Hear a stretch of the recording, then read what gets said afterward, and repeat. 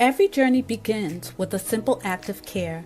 For Quest to Unite Africa, that journey started with something simple: a mother, a newborn, and a promise that no life would be forgotten.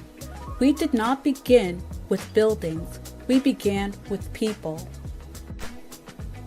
We packed mother newborn kits with our own hands because real change starts where the need is greatest. Those kids traveled farther than we imagined, and they opened our eyes to a deeper truth. Aid saves lives, but infrastructure saves generations. So we grew. Together with donors, volunteers, and partners, we sent a medical container to Burkina Faso. Not just supplies, but hope. Not just boxes, but proof that when a community comes together, healing moves across borders. That moment changed us because we realized something powerful. We weren't just delivering help, we were building a future. Now the journey continues.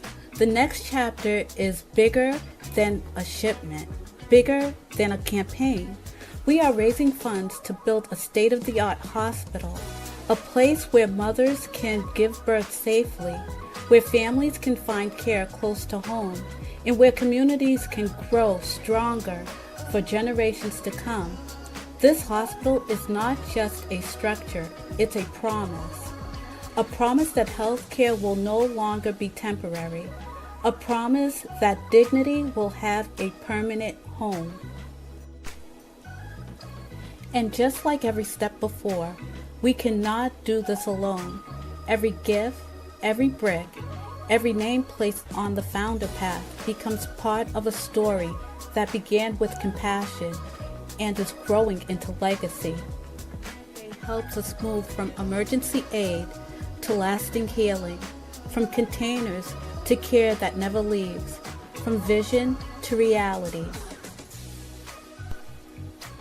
Join us, stand with us, help us build a hospital that will serve generations, moving healthcare into action. Visit q2ua.org today. The Rise of Africa, the continent, the diaspora, and BRICS explores the relationships that are affecting the global economy right now. This book explores the relationships of the African diaspora's influence on the African continent and why this is important in stabilizing relationships with an understanding of how BRICS impacts the future, good or bad. You can order your copy of The Rise of Africa today on Amazon.com.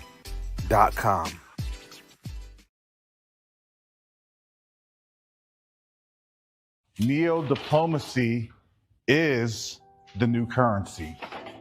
Neo-diplomacy is the new currency. The reason that I can say that is you have a couple of different factors occurring right now as we speak on the world stage. The dollar is being disrupted. Nations are no longer wanting to engage with the United States. But the third factor that affects each and every one of us is that there is a diaspora from the African continent that's willing and able to engage our brothers and sisters on the continent.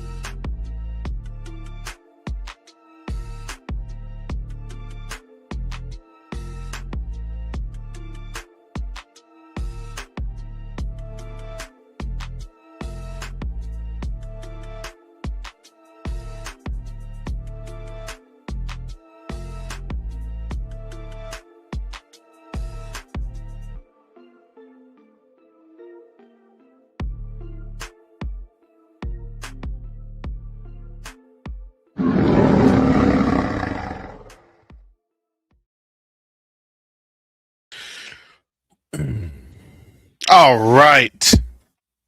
Shalom, salama, siyemi, shalom. Greetings to all my Israelite brothers and sisters from around the world, whether you're the bloodline of Abraham, Isaac, and Jacob, the house of Israel, or you're a Gentile, grafted in to the house under the blood of Yahushua HaMashiach.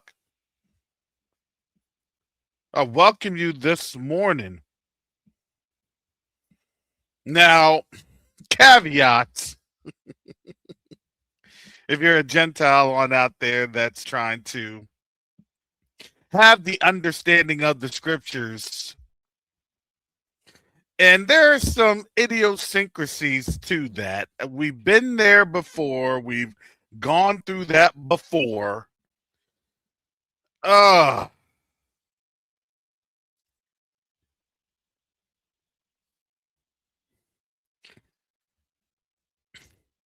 be careful how things go, the slyness. Test the spirit by the spirit. Pray about everything. Pray about everything. Even with me, I tell people, pray about me.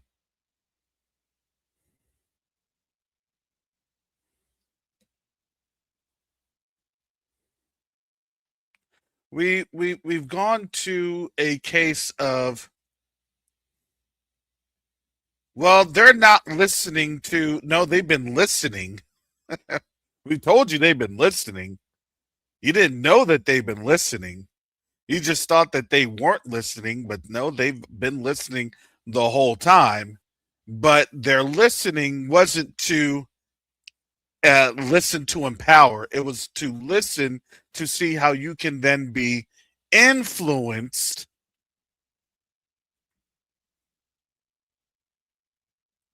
So when the acknowledgement comes, everything is a game to, man, how can they continue to throw you back into slavery? How can they continue to throw you back into captivity? They may not know how to approach this. Look, and if they don't know how to approach it, guess what they have to do? They have to acknowledge it. But they don't want to acknowledge that. That they then the acknowledgement is, all right, if I've acknowledged this, then what can I do to circumvent it? What can I do to either sow confusion or sow something crazy or do something crazy? That's the thought process. But I get it in terms of what that feels like. Wow, our labor is not in vain. No, the labor was never in vain. It was just the fact that you now are understanding how spiritual warfare works and how spiritual warfare happens. I don't care what denomination you are in. I don't care how you are, raised, or you looked at certain things, or you came on up and how you had been taught and how you had been biblically grounded. Hey, that's great. But you're doing that and they're saying that and it's all in the system. And I always say this, I always counter this. Are we still in captivity? Are we still within the lands of our captivity? Will our captors do everything they can? Mind, body, spirit. What does Revelation 17 and 18 say? Look, Babylon, the souls of men. That's men, women, children. They have no regard for what? The old or the young. They don't care. You're in captivity from the moment that you are born to the day that you die. And that's how they've wanted to handle this. And what the okey doke was, when you are at that height of control, because the control is the process of power and power's influence.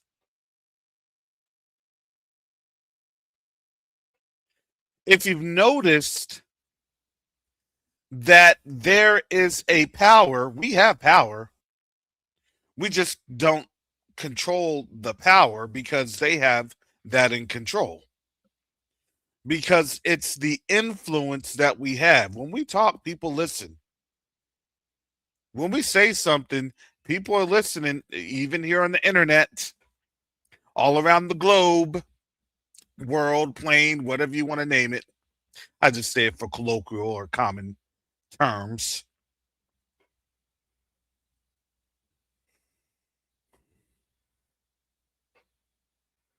We see that as this world is changing, they have to try to make the change. Do you think that they want to set a captivity? Absolutely not. They're doubling down. They want it to bring us back to that complete subjugation. Because why? Because back in the 1930s, 40s, and 50s,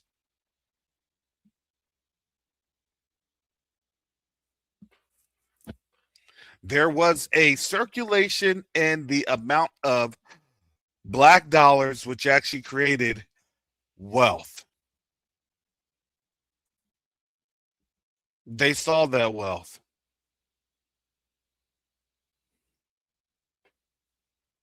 And that was the systematic breakdown from land owning, not just land owning, but community building. What people don't see and haven't seen with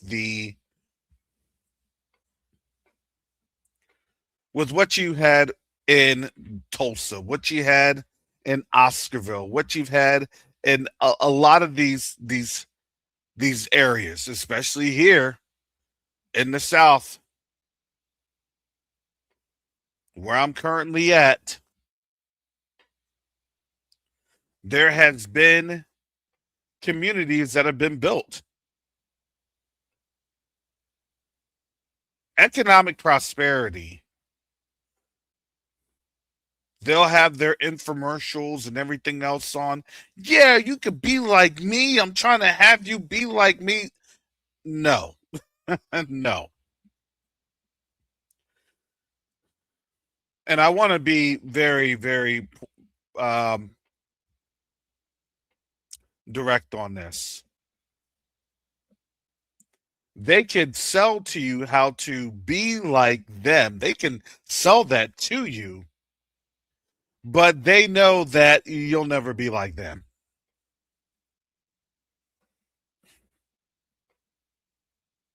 Because for us as black folks, African Americans, Israelites, Hebrews, or whatever you want to say it, we'll take a look at the system and we will inevitably reverse engineer the system and see everything that's there. We'll check under the hood. We'll get the wrench and we'll tear things apart.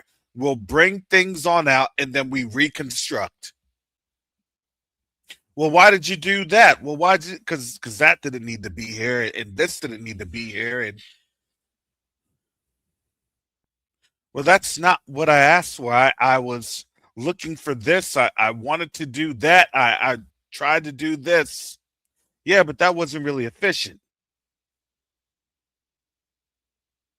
What do you know about efficiency? The what do you know about?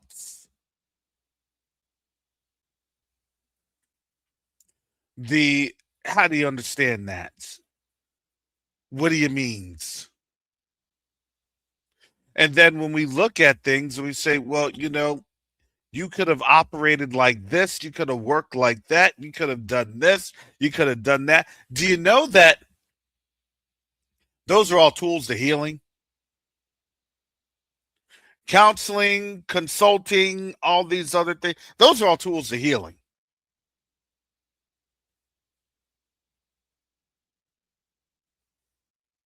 Having wise counsel is a must. You have to. I'm not just sitting here Well, my name is Dr. Karis Copeland, and I know everything, and I have the title, and I know. No, I don't know everything. Matter of fact, I tell people I don't know much. I don't. I don't know much. I just know how to ask questions. That's that's it. I don't know much. I just know how to ask questions.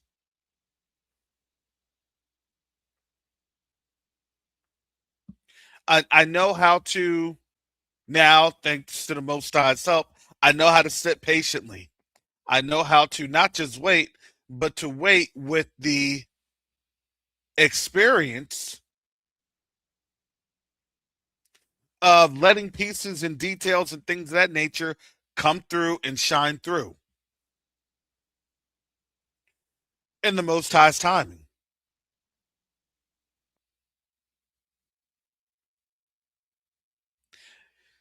It's not a fun thing to do, but I'm glad the Most High allowed me to do it because part of what had to heal in me was the spirit of Babylon's rush, rush, rush, rush, rush, rush, rush, rush.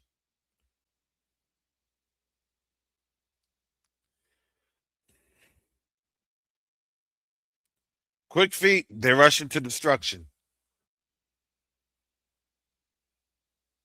Well, let's take a look. Let's pray about it. Let's see, and let's get an understanding. Let's go from there. And you know how awesome the Most High is? He will pull you back.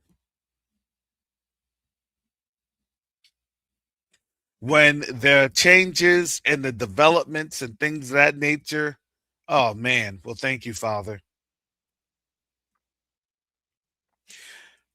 Or he may open up other doors and it's okay, put that on the back burner, but you could do this, this, and this while that's still going on. That's how the Most High works. He's an awesome Father.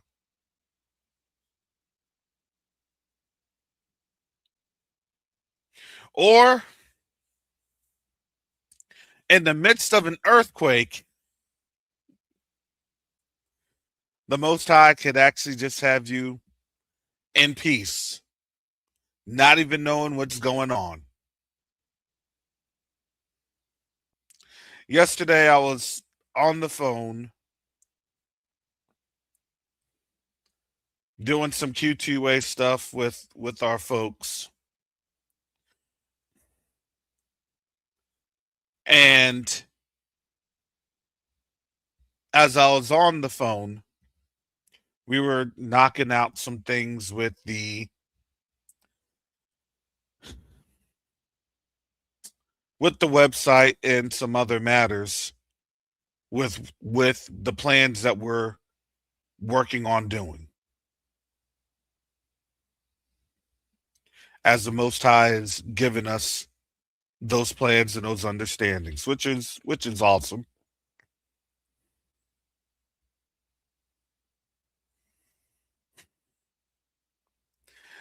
Um, I was on the phone afterwards with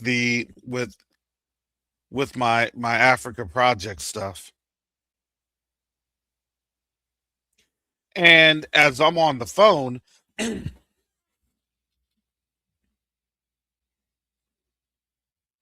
I'm hearing I it was a rumble. It didn't feel like a truck because usually like trucks will kind of roll through the area that I'm at in my apartment, and because I live on the third floor, usually if it's carrying something heavy, it's rumbling. But this thing was rumbling and shaking, and it's summertime. I'm thinking like, man, those kids are really loud because they'll run up and down the steps and through the little hallways.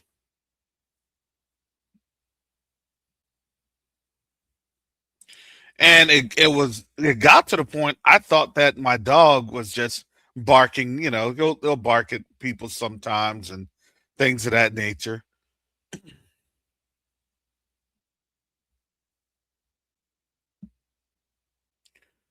But lo and behold,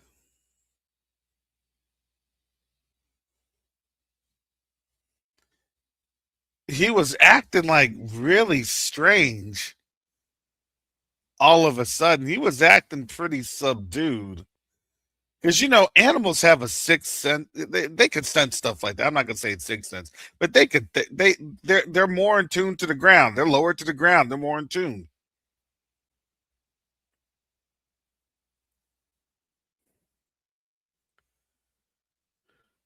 But when that it was a rumbling, I just thought, okay,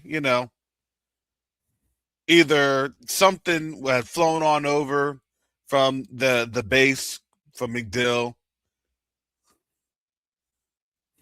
or a truck. I didn't really pay much attention to it. I didn't pay it any mind. Shout out to Brother Asaph. Brother Asaph said, "Brother Karras, how are you doing? With the earthquake." I said, "Earthquake? That's news to me."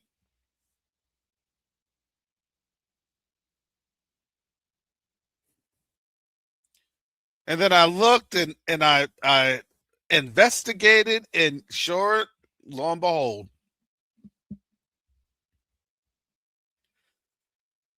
there was an earthquake less than 400 miles from Florida. A little north in the Gulf of Mexico.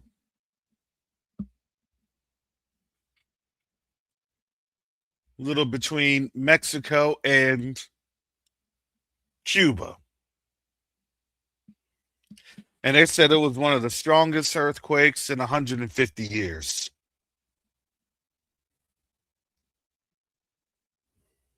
And I'm kind of like, okay, if they say so, if they say so. Shalom, brother Fats Nickel. Shalom. Do you know what time? It's funny. I I We was just got on off the the phone. We had just gotten off the phone. you know what? I was on the phone with Coco, and Yeah. I said to her, "Hey, the building just shook." Yeah. And I was wondering why. And and I'm here in Orlando. Mm-hmm. Yeah. But this is the funny part. This is I think the crazy part. Um I was taking my son on Sunday. He plays he plays amateur soccer. Actually, I'm not gonna say that. He plays semi-pro soccer. He's actually a level down from actual the pros, and they qualified for that. His team qualified for it. And that is nothing to really like woohoo, or it's like they'll pay like 200 or 300 bucks enough to get you to the game and back now and nowadays. Um, but um, I'm proud of him because he's doing what he likes to do all while he attends college. And I had this conversation with him. I said I said to my son, his name is Matt. I said, Matt, I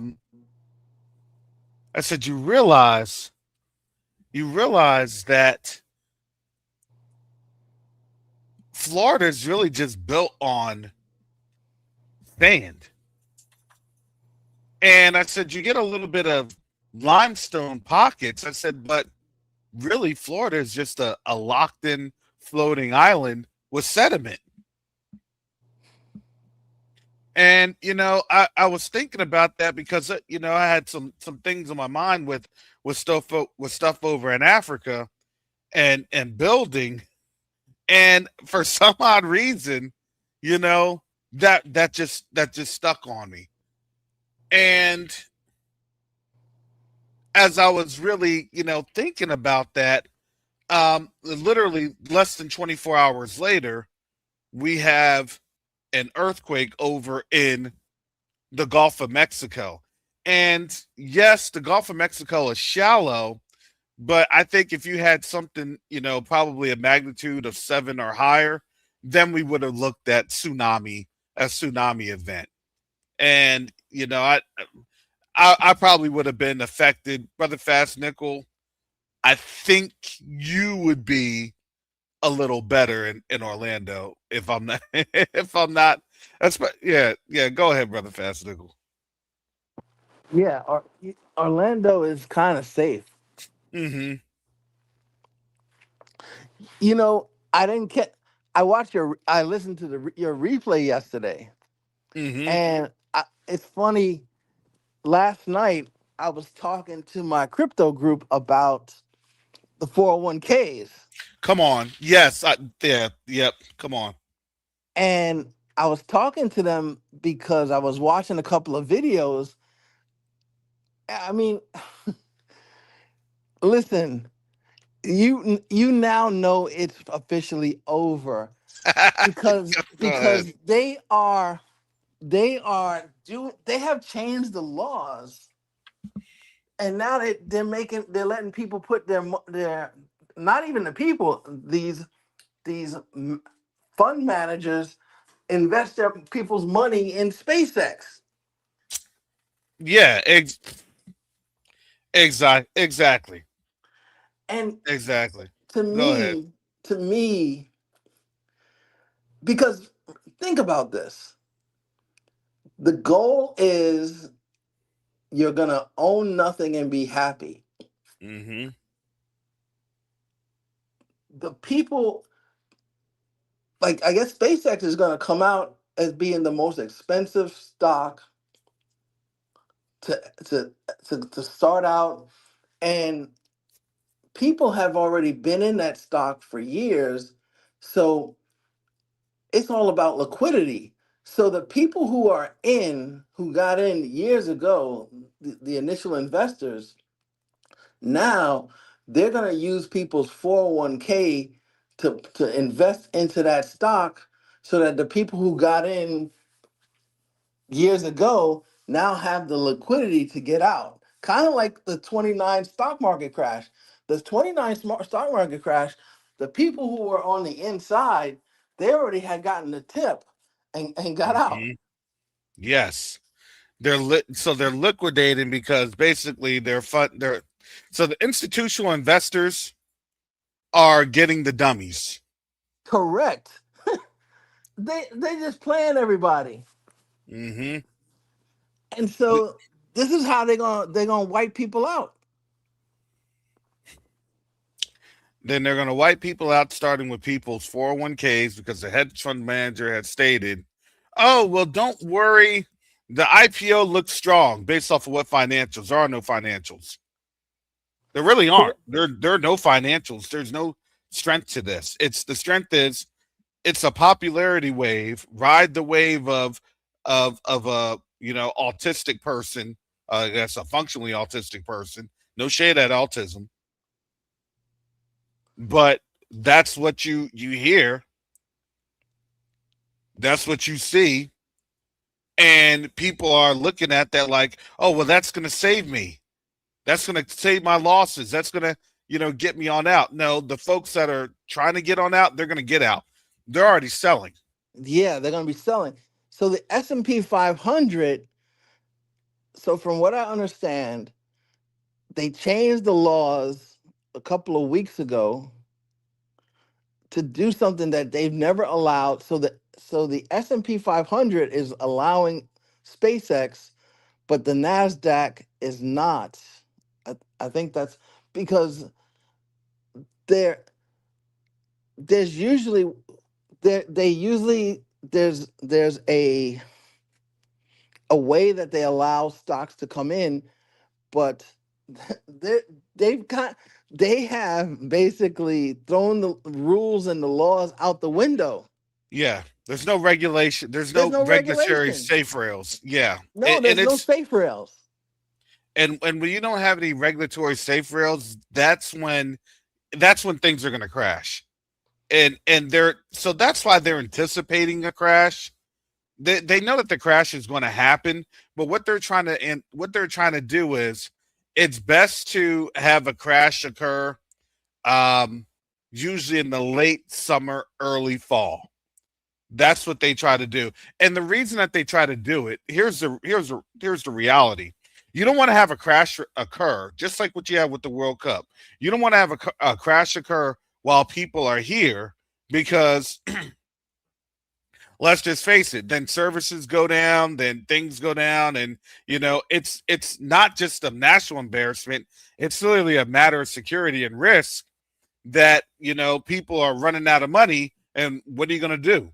You're going to go after tourists.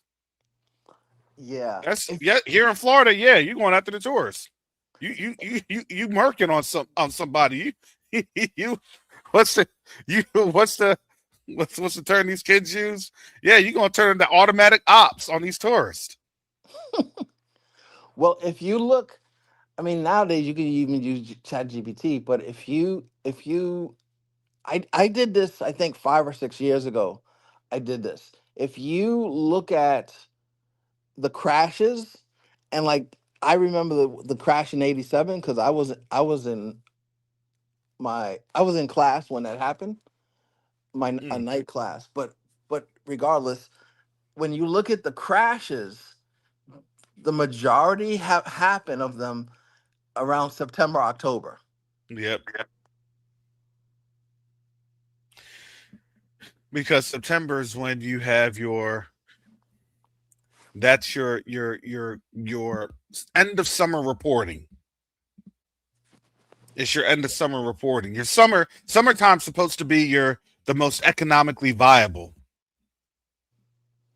and really, it's not. Right now, is you actually have you're economically viable, and that's just because well the government's printing money. It's now more qualitative easing for the most part, but that's only very short term. In my opinion, this isn't economic or excuse me, this isn't financial advice, but my opinion is this: if you know that you're going out with a bang, you have to institute a new system.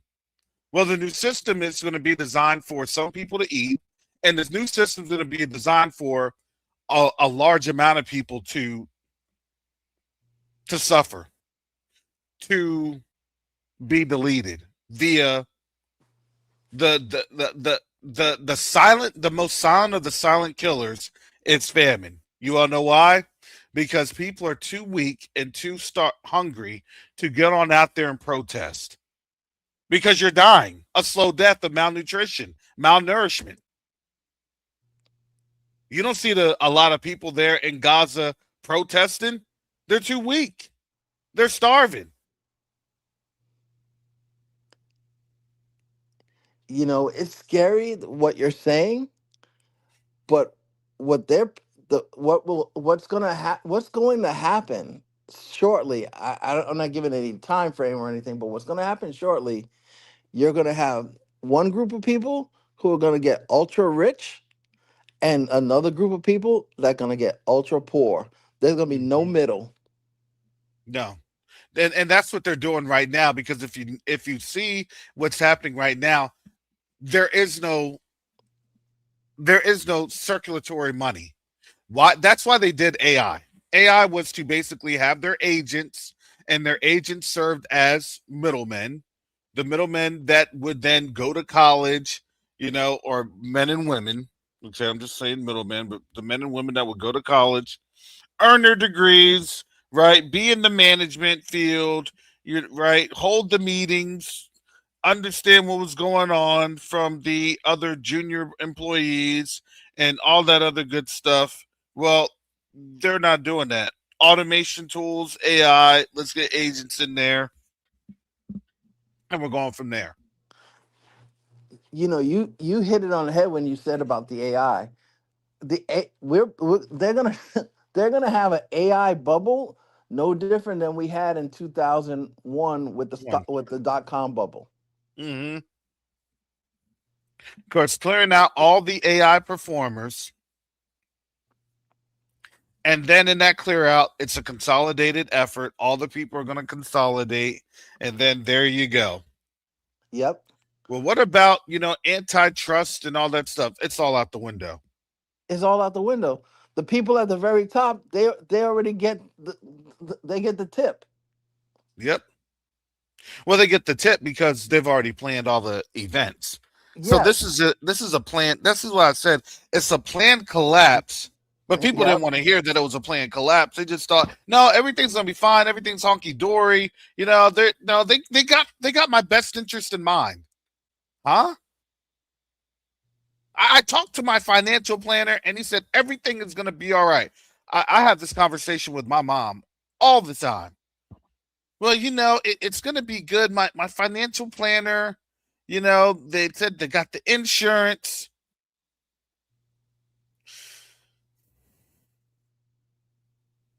And I look at and I understand that. See, complacency and comfort it's a killer. Being comfortable. Look, that's what Babylon wants us to be. Comfortable in destruction. Hey, as long as that wasn't my son or daughter that had been deleted, I'm good. I'm comfortable. Hey, as long as that wasn't something I had to deal with. Hey, as long as. And then when that's you,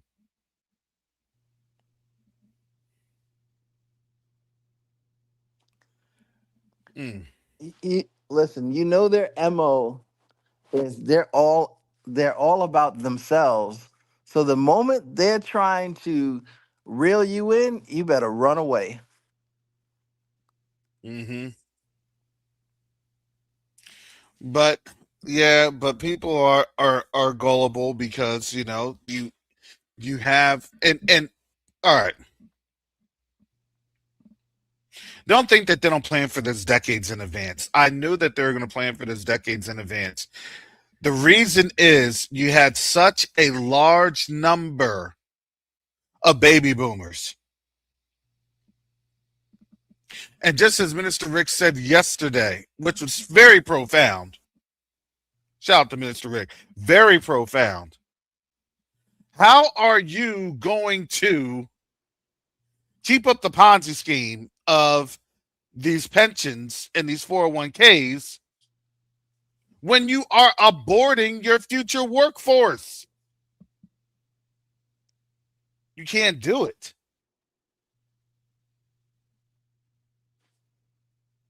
Y'all better understand what's getting ready to happen. Jacoba done told you. Remember Sophia the robot over there in Saudi Arabia? Jacoba done told you. Sophia's a citizen. How did the AI agent become a citizen? Because that agent's going to be taking your money. No, you're not understanding this. That's not for us. That judgment's for them. See, we're about to return back to the lands of our from the lands of our captivity. We're about to return home.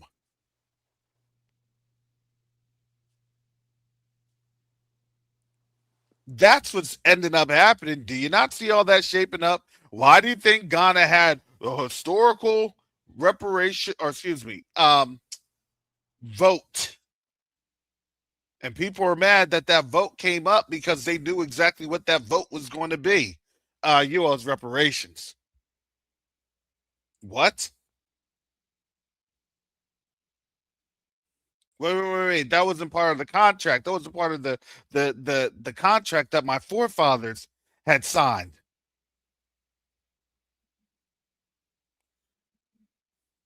Our legacy was you were supposed to serve us in perpetuity.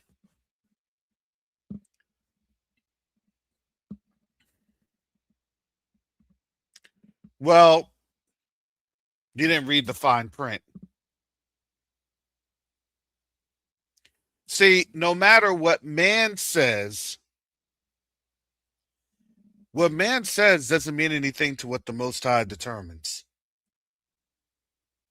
This is why it's not that they don't know history. They know history. They understand the word. They'll know the word better than you and I. They just don't want to adhere to it because they know what that means for them. Why do you think it's all about picking and choosing, copying and pasting?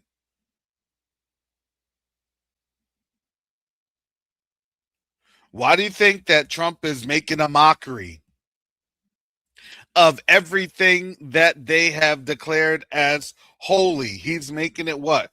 Profane. Oh, well, that's not me being the Messiah, that's this, that's that.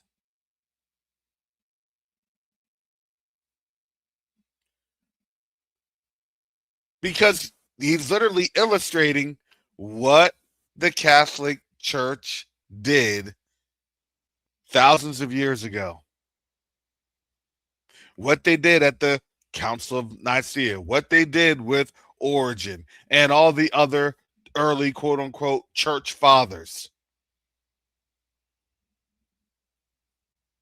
As Pope Leo had stated himself, the church is asking for a pardon, for forgiveness.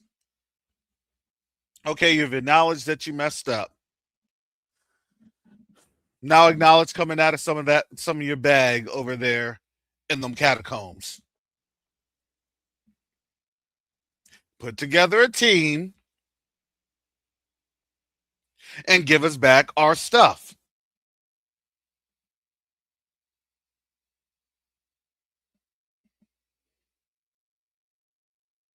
Come on, Rome.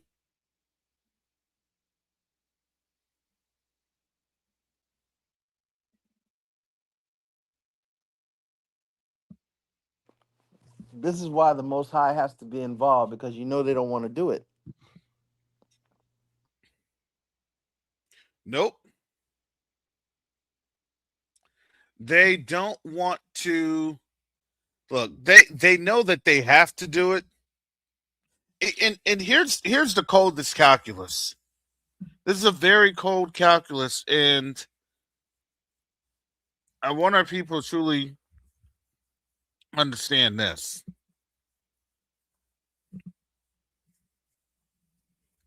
Because this is cold. If you are a nation that's not going to do what the Most High is telling you to do, what does the Most High do? He brings in other nations. Uh-oh. Now, we could say, yeah, Asia this and Asia that. I get it.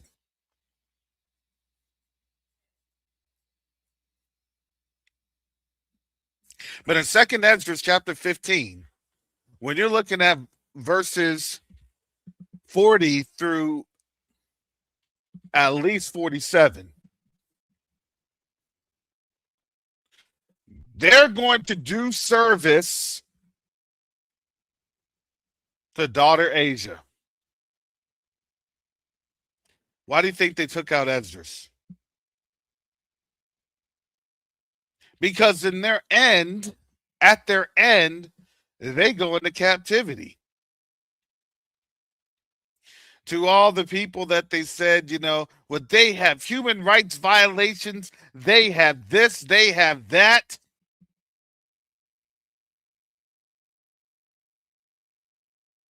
And I always wondered about, like, why were they so hard pressed about all this stuff? I'm like, well, human rights violations, but it was the West that got them hooked on opium and opioids and all that other craziness.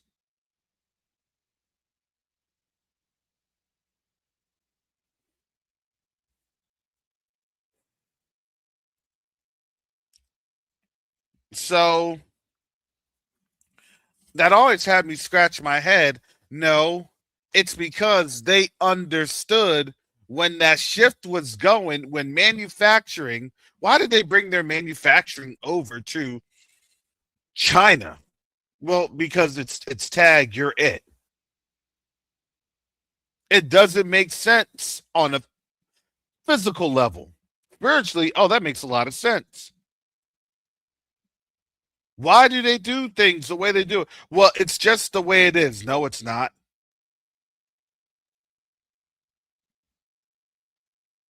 These are those contracts that they have with these demonic forces, and those demonic forces will let them know, yep, it's time to shift here, it's time to shift there. And guess what also happens with those demonic forces?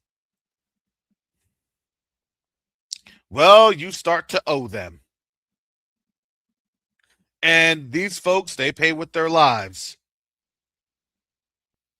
That's why you don't make these oaths and everything else with these demonic things. You don't. Well, it's just a harmless secret or a harmless pledge or ceremony. It's harmless. It's harmless. Well, why did you do that? I was forced to do it. What forced you to do it? I don't know. I can't explain it. Reason they can't explain it because it was something demonic.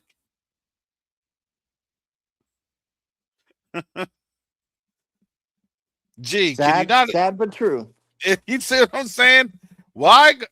There's just a force I couldn't explain. You were in pledge. You were in oath. You took the things. You took the things, the demonic things. Did you have fun? You had your trips. I don't know why I'm dying all of a sudden.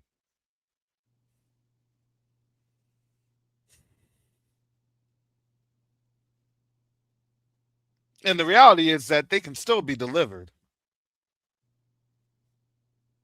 under the blood of Yahushua HaMashiach. But again, you can't serve two masters.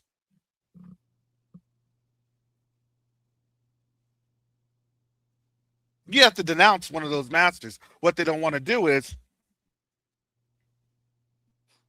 they They don't want want to the cake denounce. and eat it too. But, yep, yep. I can't denounce because if I do get healed, then I'm going to be poor. Wait, hold up. Do you think that the Most High just wants to have his people in poverty? No, that's not the portion for us. What the Most High wants of his people is that he wants his people to trust in him and not the system of man and not the system of Baal and not the system of Mammon, of Dagon, of Raphan, of Molech, and all the other Baals, of Anta, Ishtar, you name it.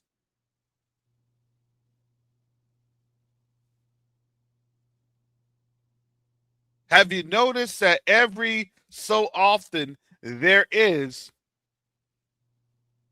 a celebration, that there is some sort of a festival or whatever, however you name it, it all gets tied in to some pagan worship. It's a fact. Yep. I thought you were going to talk about the festival that the UK has for the Giants. Oh, Gog and Magog festival, Yeah, that yeah, one. Brother ASAP or Sister Chantel will need to elaborate on that one. yeah. Where's your UK correspondence? I don't know. I think they're scared because an earthquake may hit them.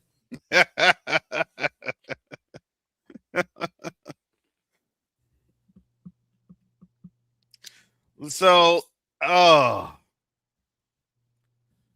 coming into this, Brother Fast Nickel, this is your neck of the woods right here.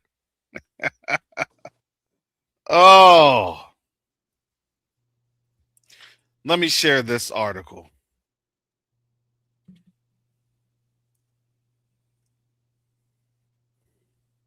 We'll keep it more in the domestic spaces here in the U.S. Let me share this article with you all right here. Oh my goodness. Trump border czar vows New York ice surge. It's coming.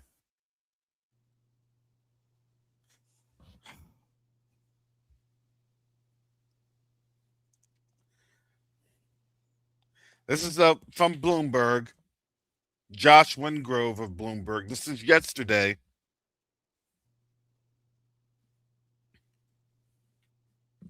June 8th.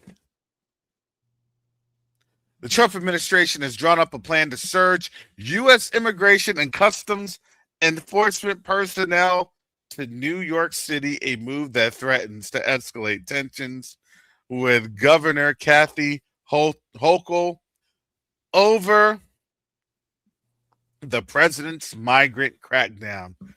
President Donald Trump's border czar Tom Homan said Monday he'd warned Hochul of the surge before she signed a bill late last month, curbing operations and banning masked ICE agents in her states. If you're coming to see more ICE than you've ever seen in New York City, or you're going to see more ICE than you've ever seen in New York City, and it's coming. I just reviewed an operational plan.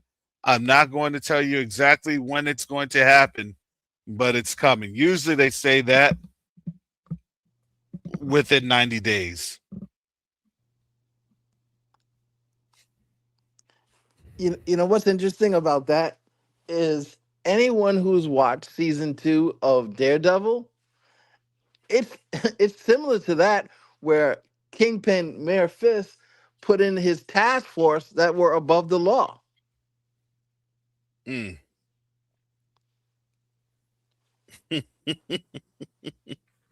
They could do anything they wanted and not be held accountable. Well, but let's look at it like this. In New York City, New York is different. New York is different. They did LA.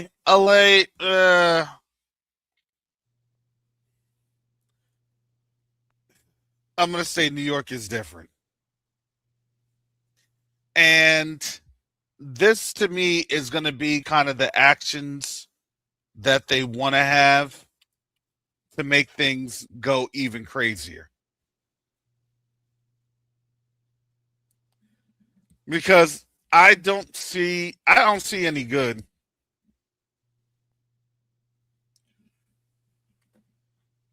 coming from that. Trump and Homan have previously threatened to drastically increase the number of immigration agents in New York City, but have yet to follow through like the administration did in other Democrat-run cities and states.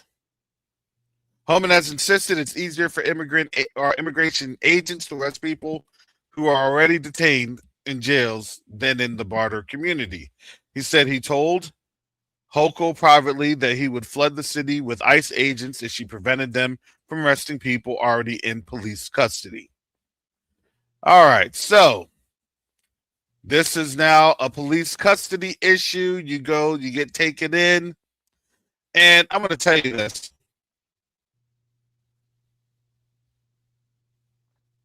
Let's just think about this.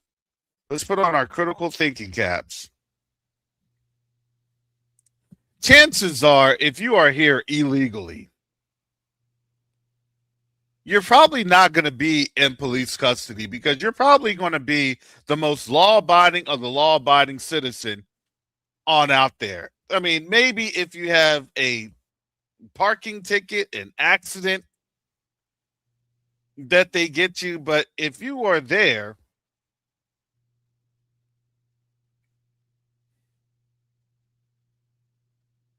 you're going to be there, especially in New York. You're probably not going to be driving. You're probably going to be taking, either some sort of transit services.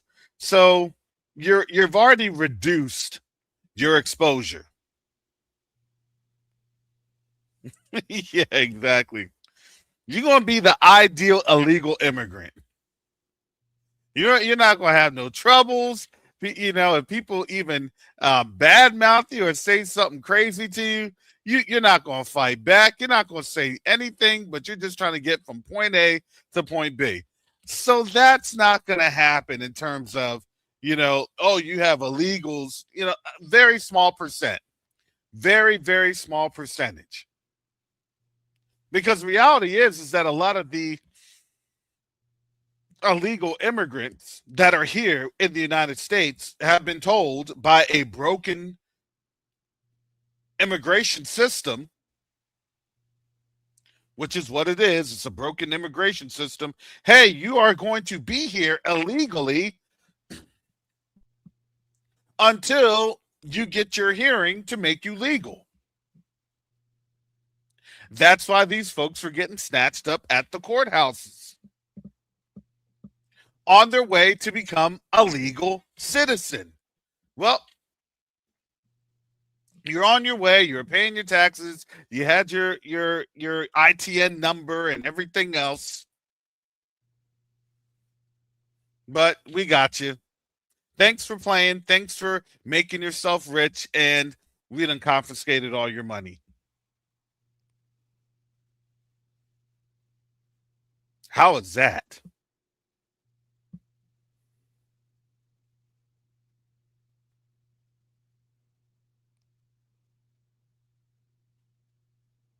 That to me that's just not crazy, but I think that there's some human rights issues with that. But again, they've deteriorated human rights issues. Again, shout out to Gates Holder. They've deteriorated that. Civil rights, now it's human rights.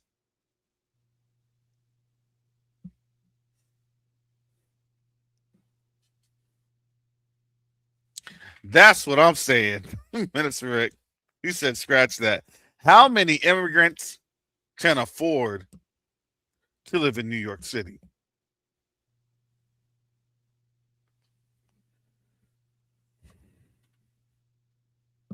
I would say this.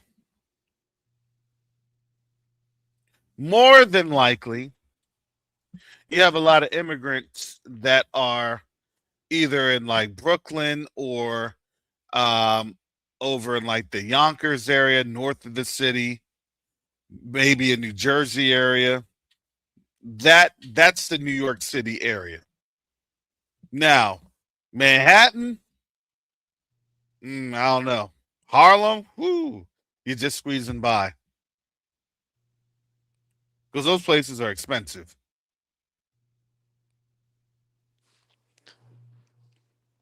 Go ahead, brother Fast Nickel. You know more of I the was city gonna than I say, do. yeah, but Queens, Brooklyn, I Mm-hmm. mean, every place is expensive. I mean, it's not as bad as California, but if you're not making a minimum of 85K, 90K, it's tough. Mm-hmm. Minimum. You may be okay in Long Island, certain parts. You may be okay, but again, that whole area, that's a big area. And what that is the thought of people understanding how things are going to be portrayed. Because why? I look at it as, think about the imagery that they were trying to have us understand with the Civil War movie, and people are on out there fighting and protesting in New York.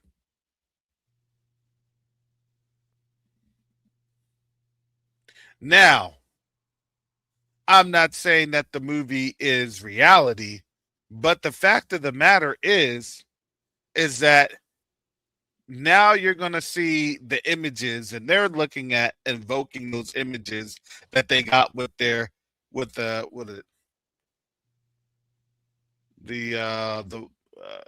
Was it Karen Good? I think what her name was, and Daniel Petty, the two white folks that got killed over in Minnesota.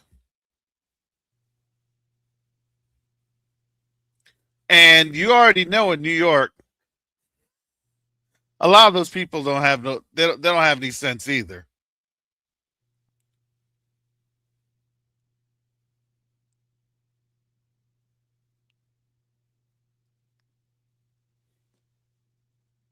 You know, I mean, think about it. What they're about to do with the markets, and then we got the disclosure movie with the. I mean, The aliens. I mean, they even. I mean, when have you ever had? You got Steven Spielberg in his in the trailers, like trying to pitch to, trying to pitch that there's, that your faith is going to get shaken. Oh my goodness. So Digitally, your faith is going to get digitally shaken. Signs and wonders. Oh, I told my, you know, towards the end, I was telling my crypto class, I it was in 2015 that I got exposed to the whole flat Earth thing, and I didn't necessarily initially believe it, but when I did my research, it's funny because even so, I know that you were in the military, but supposedly, when you're talking about the military, they would say that anyone who was dealing with rocketry at the bottom of the notes, it would say to set your coordinates based on a flat Earth model, not on a globe the way they try to portray. But I was telling my group last night that no planets, these planets that they claim are out there don't exist. And the reason I say they don't exist is because when you read Genesis, the only thing that was created was heaven, earth, sun, moon, and stars. It never talks mm-hmm. about planets. And B, outside of Earth, all these planets have Roman god names. And you know the Most High ain't not going to name planets after little gods. Mm-hmm.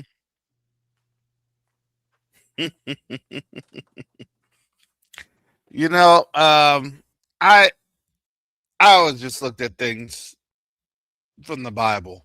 That's it. That's it. That's all you have to do. That's it. Now there are obviously some reasons that I could go on into, but I don't really want to have my channel shut down, nor do I want to, you know, hear anything from a military um, you know, issue. You know, that's why I look at. I will say some things, but I have to be very mindful about my comments. I look at it like this: they don't come on out, and they can't really disclaim that it's not true. That's the hard thing for them. They can't disclaim that it's not true. And when you say, well, what about what this word says? What do you say with this firmament? You look on up. You look on up sometimes in those, especially here in Florida, when them rockets get fired, and you see what happens when those waters above have contact with those missiles, it's a big old splash. Oh, well, we can't go through the Van Allen belt. You mean the firmament? Exactly. Well, and you have to remember, I look at it like this. We're here in an age where mass psychosis is now it. Like they've all lost their minds. because it didn't take not one or two generations. This has been going on for quite a while. This has been going on since like the 30s, the 20s and 30s, War of the Worlds and all this stuff. Look, aliens and things of that nature. No, this is just to get people comfortable that when these demons come back, well, we tried to use everything in Christ's name. We tried to use everything with Jesus. We tried to do all that stuff. Now that that's coming back, now that the children of Israel have awakened, well, we don't need to hide ourselves anymore. Just as Sister Chantel had said, yeah, we're the restrainer. Most High's not going to allow that to happen with us being here. We're the restrainer. But as soon as we go, they know what's getting ready to happen to them. And it's going to be horrible. Like, don't revel in their uh, in their destruction, in their demise. And the reason I say that is because, again, you know, if you do, you actually run the chance of being caught up in it.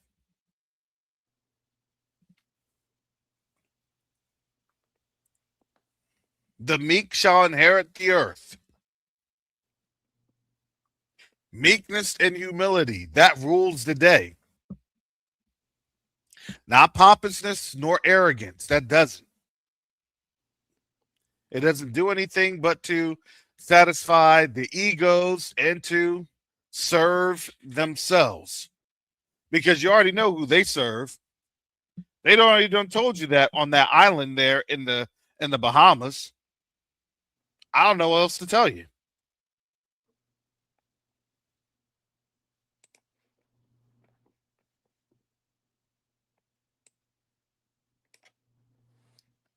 So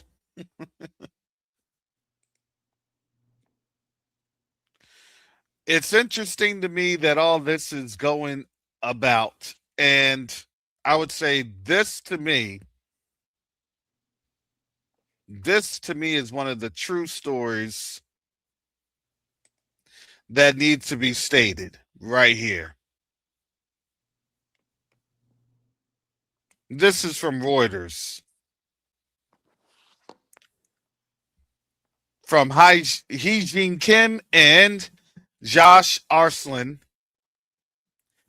China Xi hails deeper understanding at end of North Korea summit. What does that mean? Well, it's a very shallow article, but let's take a look. Chinese President Xi Jinping wrapped up on Tuesday his first visit to North Korea in 7 years, saying it had established a deeper, more comprehensive understanding, yielding a clearer path for development of ties. The official Xinhua news agency said. North Korean leader Kim Jong-un and Xi agreed to expand cooperation in areas of politics, economy, and culture at a summit in Pyongyang that opened a chapter in ties, the North officials KCNA news agency said. All right, a whole lot of a nice little sound bite, a nice little clip of a state visit from Xi Jinping of China to see Kim Jong-un of North Korea.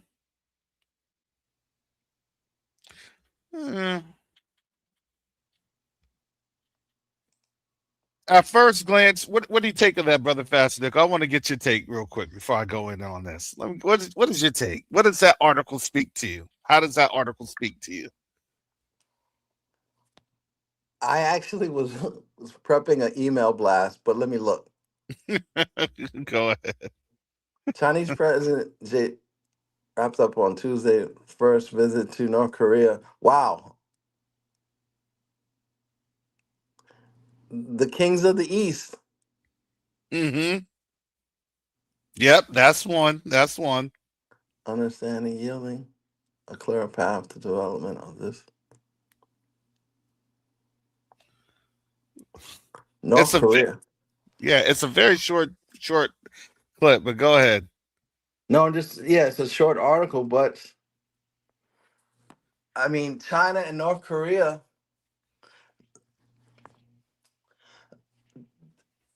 I mean, they can do whatever they want because the U.S. has been doing whatever they want. Mm-hmm. That's true because I'm gonna go somewhere with this article. This article said a lot without actually saying it. This article spoke a lot without actually saying it. Let me break this on down for you all. Okay. So when they talk about saying it had established deeper, more comprehensive understanding, yielding a clearer path for development of ties, i.e., you help us with this problem in the West, we're going to help you. He's getting manpower. Why? Because North Korea already has troops in Russia. North Korea has already been fighting, so has China. They've had troops there, and excuse me, advisors. Okay, advisors there. It's been purported they've even had advisors in from North Korea in Ukraine, and Korea got tapped to try to do something to prevent that. I don't think that they're doing anything anymore, and that's because of the economic position that the U.S. has placed the world in, right? So all these favors, hey, help us on out here, so we don't have to deal with this militarily in Ukraine. That's dead. Hey, you messed up all of our gas. We're not getting any more gas. We're scraping the barrel here. What are you gonna do? Well, we're just gonna have to brace for economic impact. Who's bracing for economic impact? China, maybe, but not really. I think China, to me, actually is pretty decent with the oil flows coming from out of Russia. They always talk about all the refineries and everything else getting hit in Russia. Yeah, I get it. That's just Western Russia. There's a whole big Eastern Russia too that they just pipe their oil over into China and they're okay. Matter of fact, China and Russia have a land border that's about 100 miles in length. It's a very tiny land border, probably less than that, between Kazakhstan and Mongolia.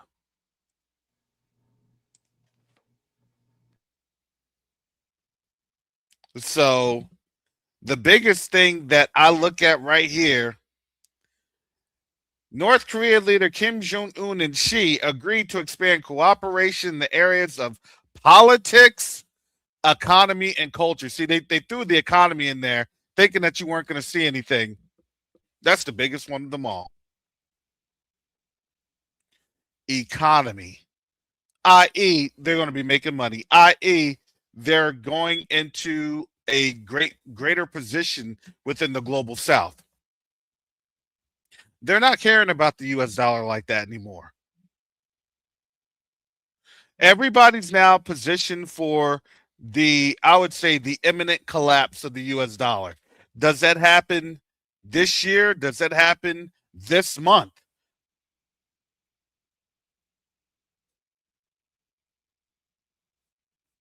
All of a sudden, people are now looking at things differently.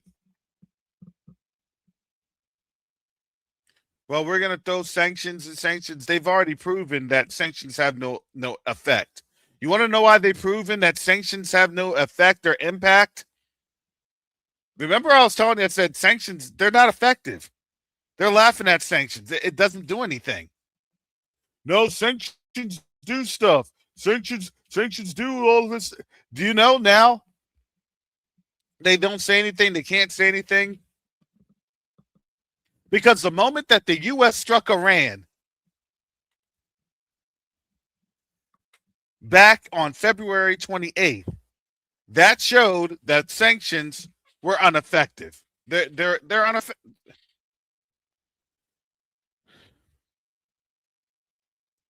Am I agree? Am I correct in that assessment? Go ahead, Yeah. go ahead, brother Yeah. Fats Nickel, then sister Chantel. Go ahead, brother Fats Oh, Nickel. we got one half of our UK correspondents.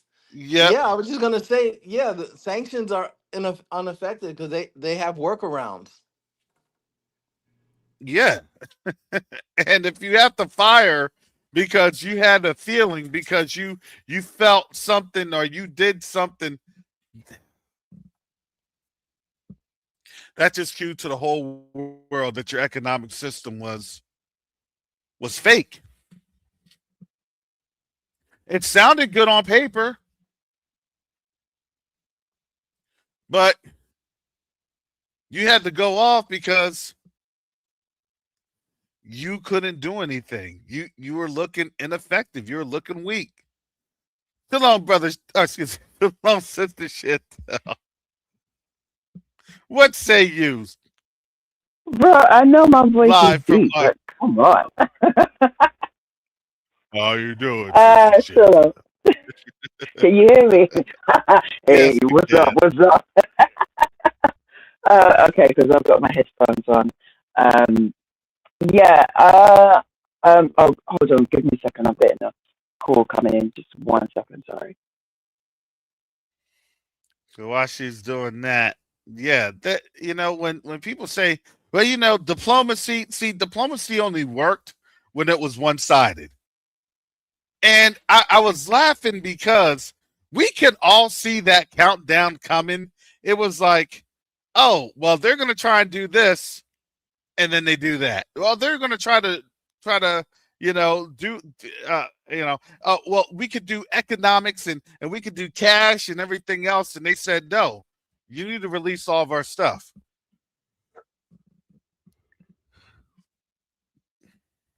We need lasting deals, and we're not going to do all this other dark sentences, dark policy, understanding dark sentences. Remember all the stuff that we were talking about, Daniel? And Iran's like, we're not having any of it. Everybody else was going, oh, yeah, that's great. That's this. Yeah, I get it. Yeah, yeah, yeah. So, nope. Then their mood changed. It soured because the U.S. was getting played. They were getting outplayed.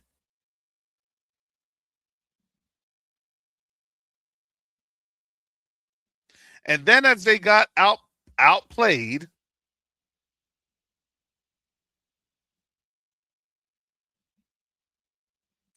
now you're seeing the desperation signals and warnings that have been taking place. To me, it's been truly incredible.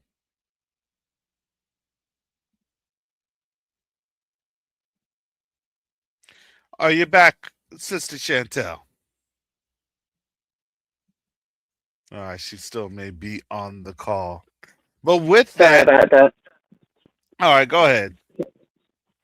Okay, so obviously, I came in late, and while you guys were talking, I could only hear what I could hear as I was coming in because StreamYard was making it very difficult for me. But um, in regards to that, this little clip this little piece that you wrote.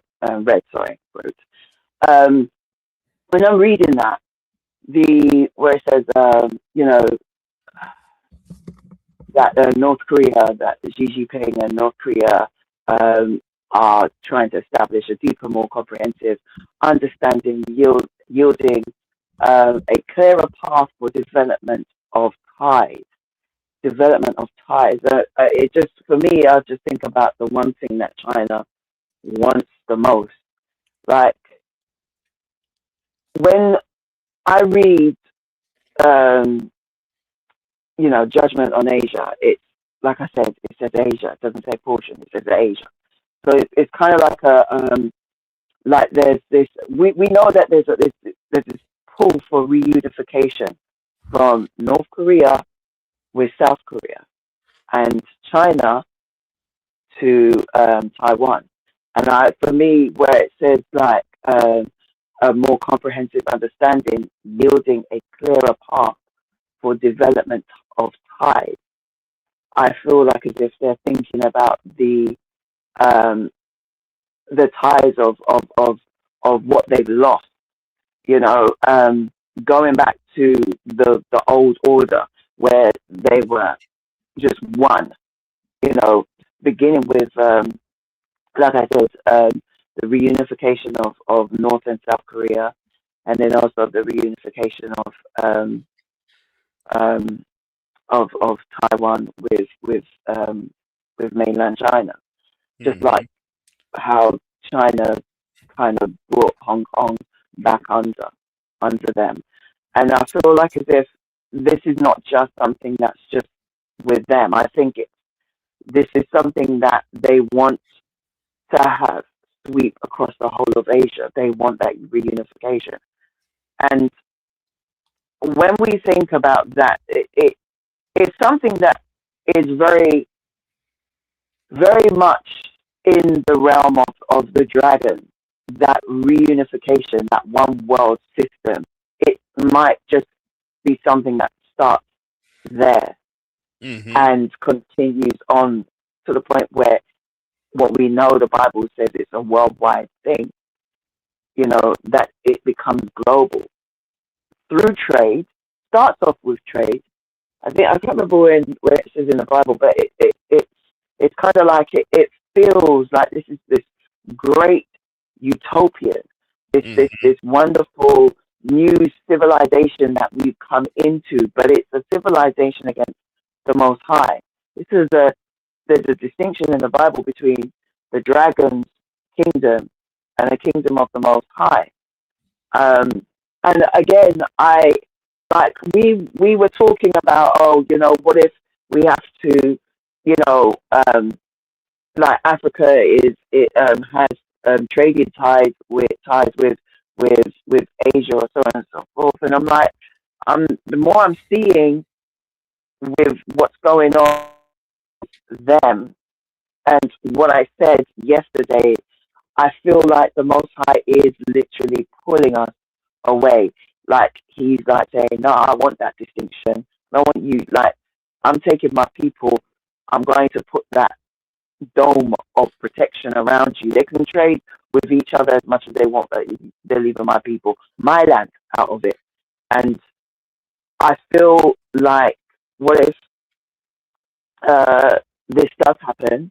They trade, they live, they do what they're doing, and then it's kind of like after a while, we know that there's going to be this comeback of um, we need to do trade, we need to trade with Africa.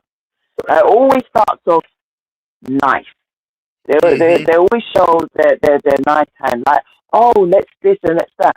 And we will go to the Most High, because I believe that we will still be very centered with the Most High and doing what our ancestors failed to do. And that we have an issue, Father, let's take it to Father.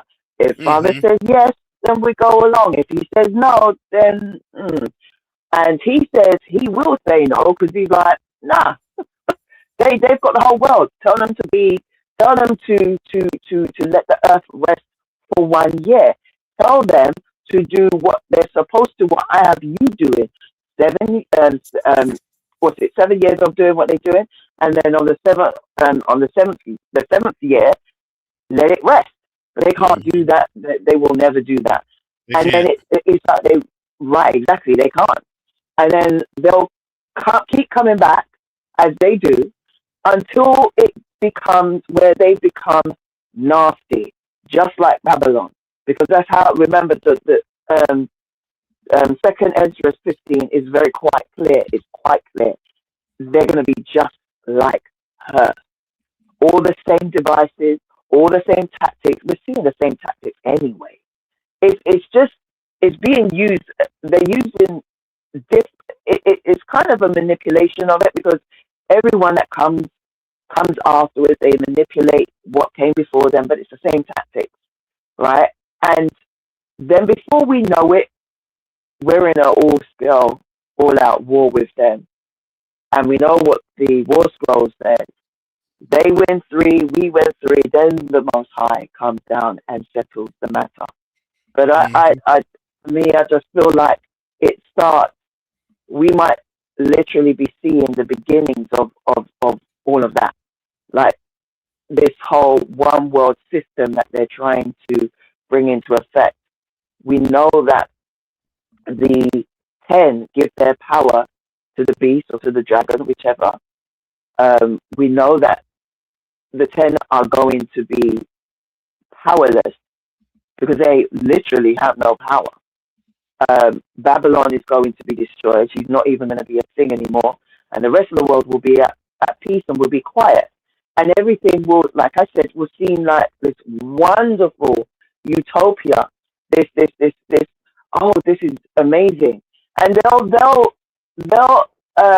allow us. They'll be like, okay, we know that you do what you gotta do. You gotta build yourself up. They'll allow us that in their minds. We'll allow you to do that, but we will want to come trading with you. I mean, after all, we did build certain roads. We did build this. We did build that. So they're going to feel like as if they're owed something, you Yeah. know? And it's like, we'll let you do what you're doing because we know you're coming back into your own, you know, family reunion kind of thing. Everybody's trying to do what they're trying to do and then after a while, that's when, when the calls start coming in, like, it's been a few decades now, we're thinking about the development and, deals were made and yada, yada, yada, and so on and so forth. And that's when it starts. Who exactly is the 10? That's just Europe. The original 10 European nations that came together. Well, But I think the original 10. I think in the context, there's going to probably I would say more than likely. I'm going to say more than likely, and in the context, um, you'll probably have a global order of 10. You'll probably have that Yeah, global order. So yeah, no. When I said 10, I'm talking about like it. Yes, there's going to be a global. Like the world is. I already know that the world is sectioned off into 10, right? But I'm looking at it step by step. Before, because remember the powers that be right now is America and Europe, the mhm. West basically. So the 10 first have to this 10 here has to give their power to the beast, and we can see that because this European bloc has no power. They're diminishing. They have literally no power. They're running out of fuel. They're desperate now. So I see that verse being the first 10.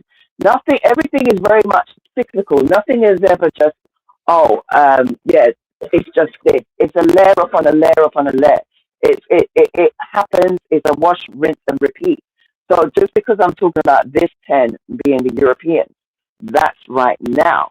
The other 10 will be on a mass scale where the world is divided into 10 sections, 10 ruling sections where you've got this block, this person or this council rules over this block here and that block there and so on and so forth. Do you understand what I'm saying? Oh yeah, no, absolutely, and that's where, it says they say, and and yeah, I forgot the scripture. I think it may be Isaiah chapter. Is it chapter 60? I'll have to take a look. Talking But about what? so when the ships of Tarshish return, right? There's a call out to bring us back home. Mm, That's so there. So when we look at when we look at prophecy, eschatology, right? The order of things, right? There is an actual timeline of the order of things, and if you see the timeline, you understand the timeline. Um, the only people that are actually able to truly keep the timeline, um, believe it or not, it's them. Because why? mm, Because they know what the actual timing is. So that's why I say look at everything that they do, because what they do actually tells on themselves in terms of how long they have. yeah, it is. No, So I it is don't think that. Isaiah 60. It's Isaiah Mhm. 60 verse Yeah, and then 9. yeah, because the world is going to be at rest. The world is actually going to be celebrating.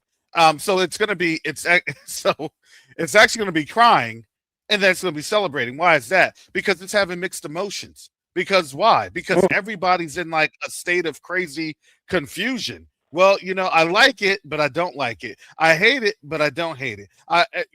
It does bad, but the goods that you have, the services that you have, who cares about people being with the cider and everything else. As long as it doesn't affect my pockets, you see what I'm saying? Those are the those are the conditions that they have of, well, I'll deal with their level of sin. Even, you know what I'm saying? Even when it's been exposed. They do this stuff over here. Yeah, but I got my money wrapped up in the stock market. Them people in the stock market, they're doing this, they're doing that. They're for them to have the access to the capital and the funding that they have, they've had to go through some crazy rituals that they know that black folks weren't gonna most black folks were not gonna participate in. Oh, you going there? Yeah. When's the next boat or plane or helicopter off of this thing? I'm done with this. sorry, excuse You me. know, that's how we get there. I ain't nothing except for a steak. Where's that? And that steak is not a code name. Okay? It's not a code. I mean, real chicken. You got lamb? I mean, I need a lamb chop. No, not the code name lamb chop. No, an actual lamb chop. It. Yeah, I was just gonna um, kind of read what you was talking about. Revelation 18. It says, "And the kings of the earth who committed fornication and lived deliciously with her shall bewail her." We're talking about like your Timu, Amazon, all of them, and lament for her when they shall see the smoke of her burning, standing afar off for the fear of her torment. They're scared now because they can see she's under some sort of judgment. They can see this. Standing Yes. afar off for the fear of her torment, saying, "Alas, alas, that great city, Babylon, that mighty city, for in 1 hour is thy judgment come, and the merchants of the earth shall weep and mourn over her, for no man buyeth their merchandise anymore." When I was younger, I used to really try to wrestle with why are the merchants weeping? And when you're a kid, you understand certain words and everything. Oh, do I have connection issues?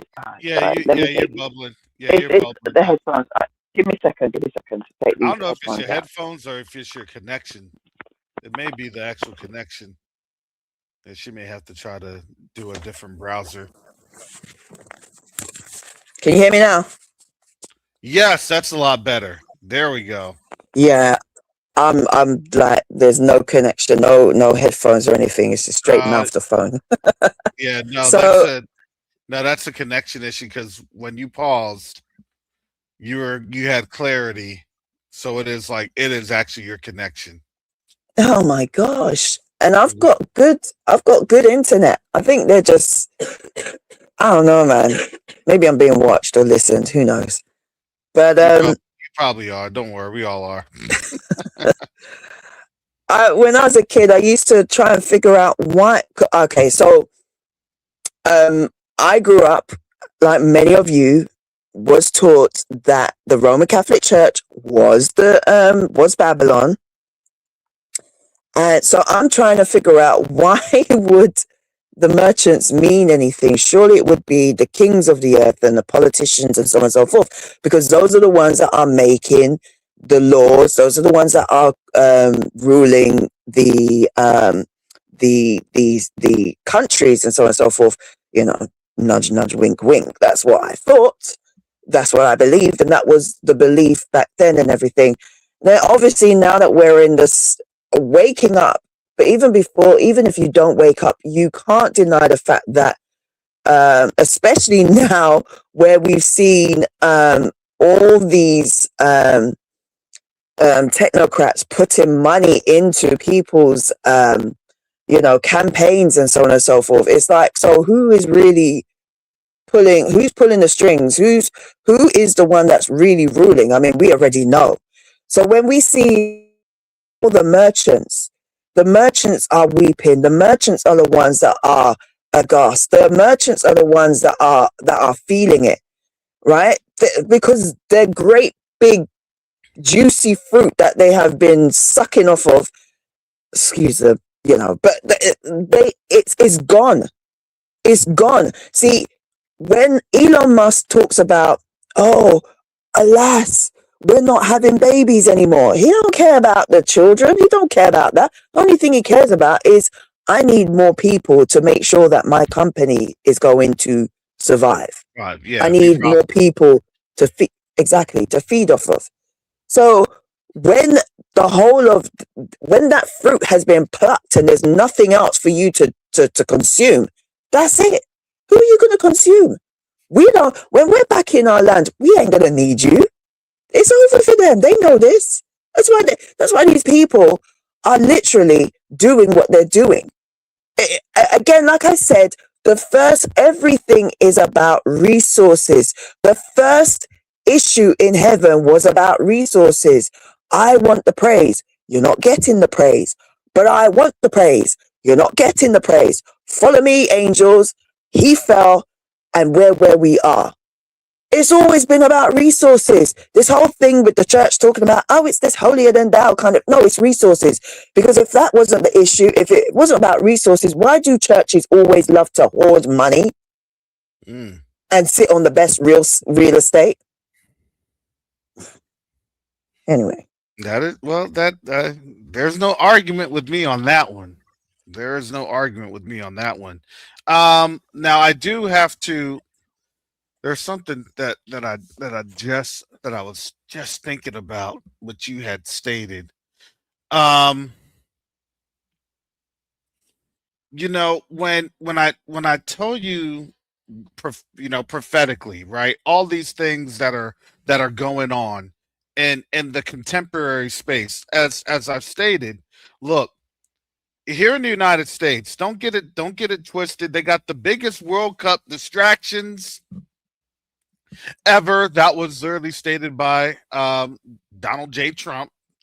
It's the biggest ever. They got all the best and everything. It's the big distraction. Why is it a global distraction?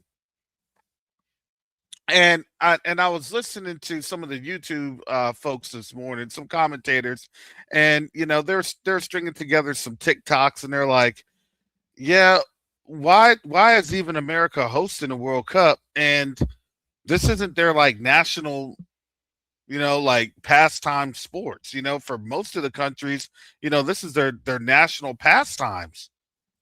Uh, They were showing like the folks in Paraguay when they were going to the World Cup. They like lit up the skies with like flares and other fireworks displays. I mean, it was a big deal. Here in the United States, it's humdrum because people don't care about World Cup. They don't.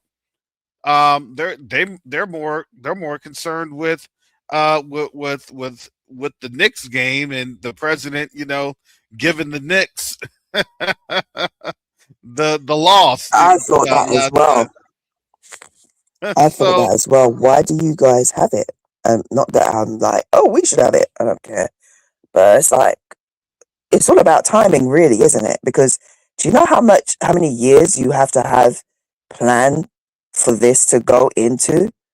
Like, yeah, so yeah, it makes you you have at wonder, least 8 years. Yeah, you're gonna have at exactly. least 8 years. Yeah, go ahead. So what does that tell you in terms of they've been planning this for 8 years? That's why I said, please stop looking at Donald Trump like he's the architect of all of this, because he ain't. He's He's not not. stupid either, but he's not the architect of this. Mm-mm. So Garth says New York will be in lockdown at the Knicks win or lose. Probably. Probably. They have to have something they have to have that outlet. It's an emotional outlet that they have to have. But going back into the World Cup, like one of the most disturbing things that I saw was that I believe it was a Senegalese team. Don't quote me on this because I was just looking at this. They were on the tarmac getting pat down by Border Patrol and ICE as they were flying in to a to the United States. I'm not sure if they were flying into New York or wherever they're flying into, but they were there getting a pat down to make sure that they weren't bringing in any contraband or anything else. And I'm just like, man, do you see how blatantly racist that is? Like, can anybody else see how blatantly racist? And these folks are there on the tarmac. This is by the US government. And all I could think of is like, why do these folks they're treating these folks like they're criminals, even coming on in here. Like these folks, yeah, they're getting paid by their countries, but these are all like millionaires. You know what I'm saying? They got something to lose. They're representing their country. Why would their country even have them in that position? That's the whole thing. I would even say that like you as a country, you would allow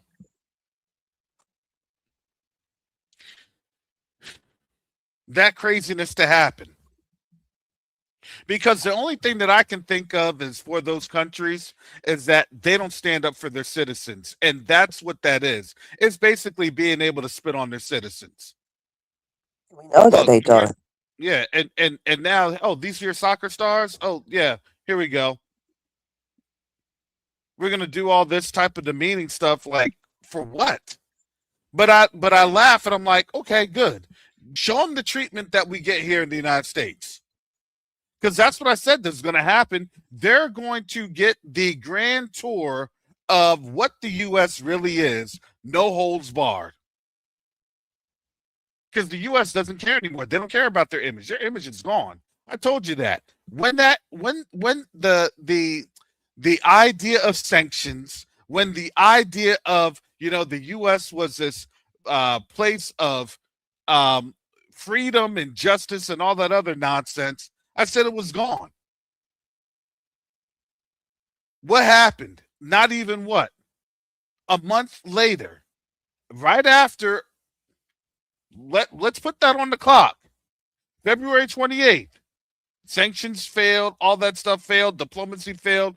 US showed their behinds. Ghana, less than 4 weeks later, was up in New York. President John Mahama. and he called for the vote for the transatlantic slavery to be labeled as the greatest crime in human history. And it got passed, all except for three people, three countries, not three people, three countries denying that or voting against it.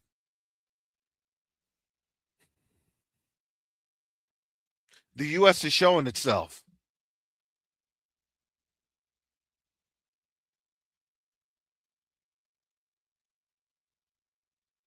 You now will have, and you just had this April. Excuse me, it wasn't April. It was May. Little over 2 weeks ago. You had the Pope state in the Humanitas Magnificus. The Humanitas Magnificus. We regret what has happened, and we, as the church, do ask for a pardon, paraphrasing. Pardon why? Because, and then it goes on to quote, dumb diverses. Didn't we have a discussion about dumb diverses? Yes, we have. But dumb diverses is also the legal framework, because now that the Catholic Church has talked about the dumb diverses, that is the legal framework, there is your reparations event. That's how you are able to legally have reparations. And the U.S. is now a culprit because they have the goods in possession. Yeah, stolen property in possession. Or excuse me, stolen humans. Not stolen property, but stolen humans. Human trafficked.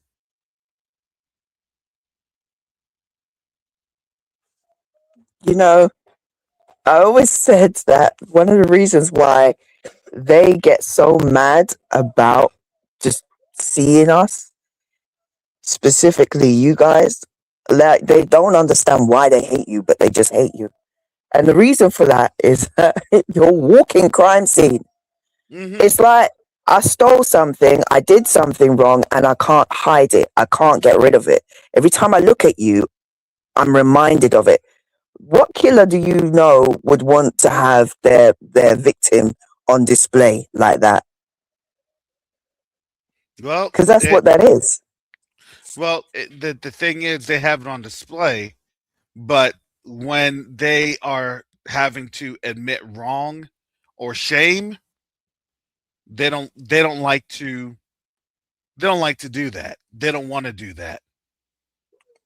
They do feel shame. They just don't. They've just happily managed to convince themselves. Look, before they can, just the same way, before they went out doing what they did to us and to the rest of the world, they first had to do it to themselves.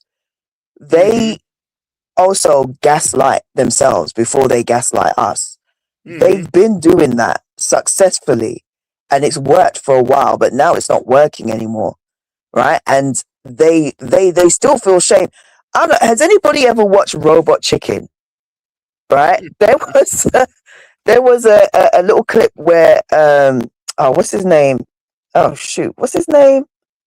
What's the name of what's his face's You know about Seth Green or which one? oh no, when they did the Robot Chicken Star Wars, sorry, Robot Chicken Star Wars, right? And what's the oh, I can't even remember anything anymore. Oh Was it gosh, the what's his Samuel name? Jackson character? Samuel Jackson No, character? no. Ewan McGregor's character. Oh, Obi-Wan. Obi-Wan, that's it. Yeah, Oh yeah. yeah, but the old version of Obi-Wan Kenobi standing in the mirror and he's saying, I am a handsome man. And he's using the force to convince himself while standing in the mirror. And that's exactly what they've done. They've they've gaslit themselves, standing in the mirror, constantly telling themselves they don't feel nothing. That look, they do feel. They do feel. They've just, it's like they've hardened their heart and they've numbed themselves, but they've always felt that, because whenever we remind them of it, if they didn't feel anything, they wouldn't care if we talked about it. They would just let us rant on and be like, I don't care. But they do care and they do feel, which is why if they didn't, they wouldn't hide your books. They wouldn't hide your history. They feel, they feel the guilt. It burns them. They don't like it. Do not ever think that they don't feel it. They do feel it. That's why they react the way they act. So, yeah. You know, I'm gonna I'm gonna say this.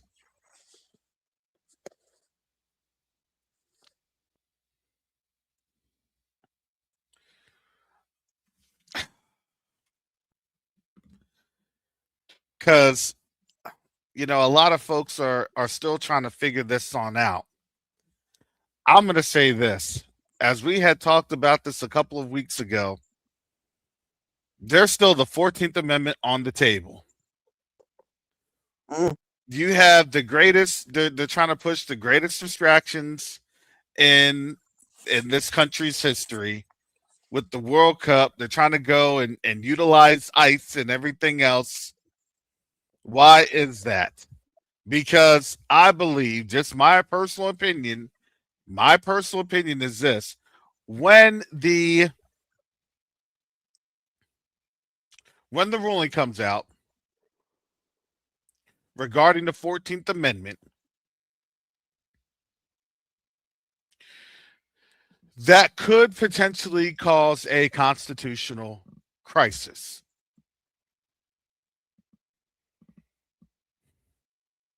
Hey, we have to scramble, we have to do this, we have to do that. Isn't it like isn't it where you read in, I believe it was it was in Kings, where Judah was getting ready to be invaded, and then a word came for such and such because of what was going on in in uh in in Assyria, right? And what ended up happening, and I kind of laughed because I'm like, wait a second, we all know that this is big blustery talk with the U.S. trying to do things in Iran, and I would say this: if the U.S. was going to do something, they would have already done it. I believe that the such and such, the word and everything else that's happening is, well, if you do that, we're going to be even more economically imperiled, which they are. We see that every day. We're looking at that. Don't think that these gas prices are just because, economic vitality and everything else. No, it's not. Even these executives are saying that the Strategic Petroleum Reserve is now being tapped at record numbers, record levels, to literally keep the economy and, honestly, the lights on, for real.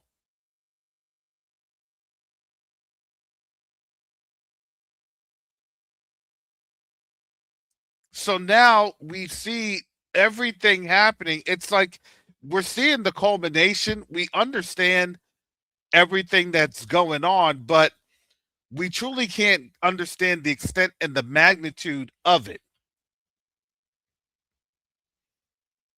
Because once it gets here, it gets here. Well, what do you mean? Well, what is that? What do you mean? What does that mean? What's going on? I don't know. But let me tell you what's also happening.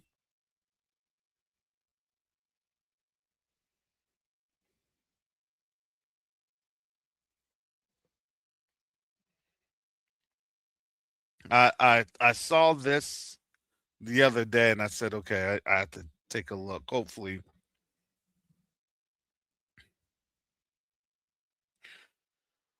I'm able to share this.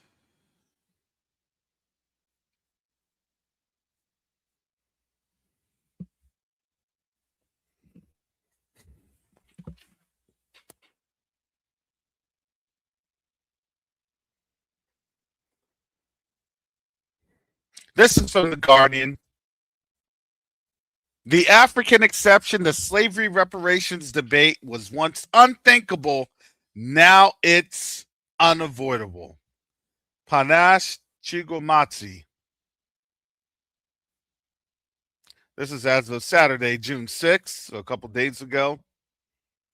The architect of the African Union's reparation framework for the historic UN resolution explains why demands for historical justice are inseparable from the struggle for Black sovereignty. Oh, well, nothing was going to happen. What did I tell you? Everything is happening in the background. You just don't know about it. You're the hostage. Can't tell the hostage. Hey, Massa, they's trying to do it. These Negroes is trying to do it, Massa. I just want to let you know, Massa. Can I get my little biscuit? Can I get my little cheddar baked biscuit and a Popeyes tender? Yeah. Thank you, Massa. I keep saying to regarding crypto and the financial moves that everything is happening in the background. And because everything is happening in the background, people don't believe anything is going to happen. But you have to pay attention. So with finance, you got to look at the institutions, what they're doing. But to your point, everything is happening in the background, and people's heads are going to explode because all of this is going to happen all at almost at the same time, and no one's going to know how to handle it. Mm-hmm. Yep. I was off by a couple weeks. Please forgive me. I was off. I'm not as good as the prophetic resource. Brother Yakoba. I never said I was as good as him. Not prophet, prophetic resource.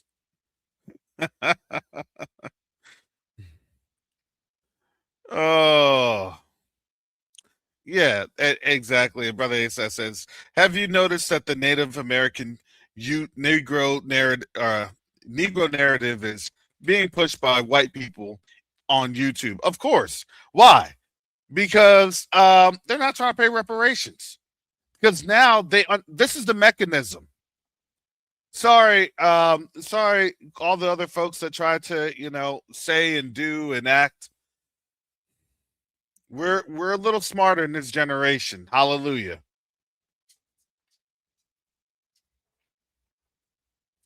Last month at commemorations marking the 25th anniversary of Francis Tabira law recognizing the trafficking of enslaved Africans as a crime against humanity, Emmanuel Macron did the unthinkable. He became the first French president to publicly utter the word reparations. Since 1825, when France punished Haiti for daring to declare itself the Western world's first black sovereign republic by extorting 150 million francs in compensation for the loss of what it regarded as enslaved property, reparations to black people and nations have been politically unthinkable. The Haitian historian Michael Rolfe Choualou famously argued that the 1804 Haitian Revolution was the ultimate unthinkable event, a claim to black sovereignty was, or that the West neither could comprehend nor countenance.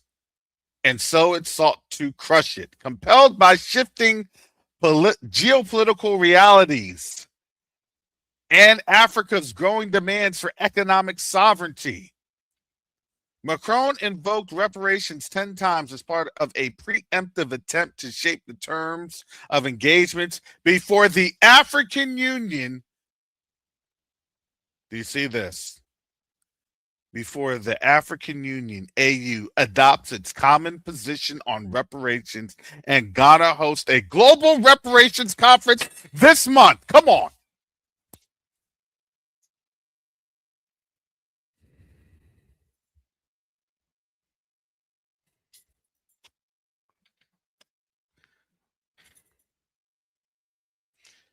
And Ghana hosts a global reparations conference this month.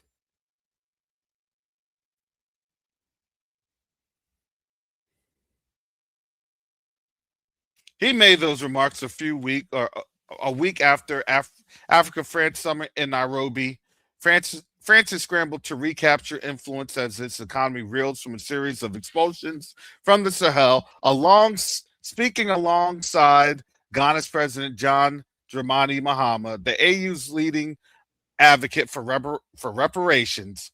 Macron's intervention came just 2 months after France abstained from Ghana's UN resolution declaring the trafficking of enslaved Africans the gravest crime against humanity. Do you want to know what's happening?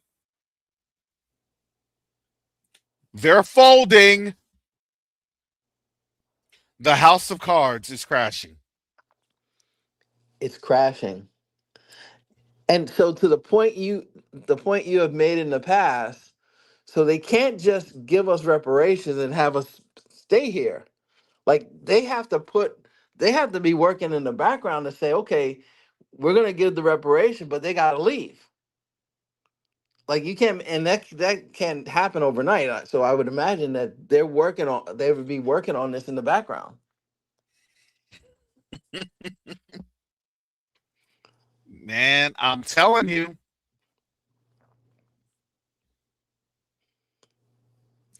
This is all happening right before our eyes. A conference this month. Gee, why a conference this month? Yeah. Could it be because they know that they're about to have the rulings on the 14th Amendment for citizenship? That's going to more than likely impact the United States.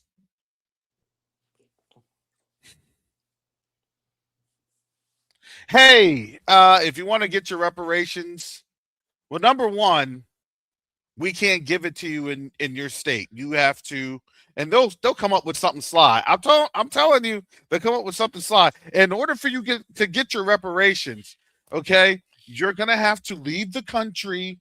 I'm just saying this is I'm giving a demonstration, okay? Just this is just an analysis. Just go with me. In order to be a legal citizen, well, you have to leave, and then we got to process you to come back.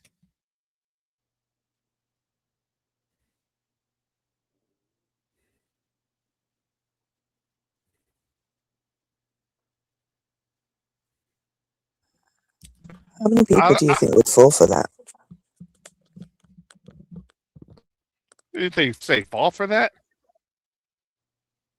I would look. You want to leave and then go back there? Oh no. Look. They let me leave. I'm out. That's what I'm saying. That's what I said. Out. How many people do you think would fall for that? Would leave and then go back to go and get their reparations? No, remember, this is why the scripture says that. That's why they bring, right? They'll be bringing these ships of Tarshish. Will be bringing what? The gold, the silver. Now, listen. There's plenty of gold over in Africa. Trust me. Exactly. That's what I was going to say. Like the whole Africa is your reparations.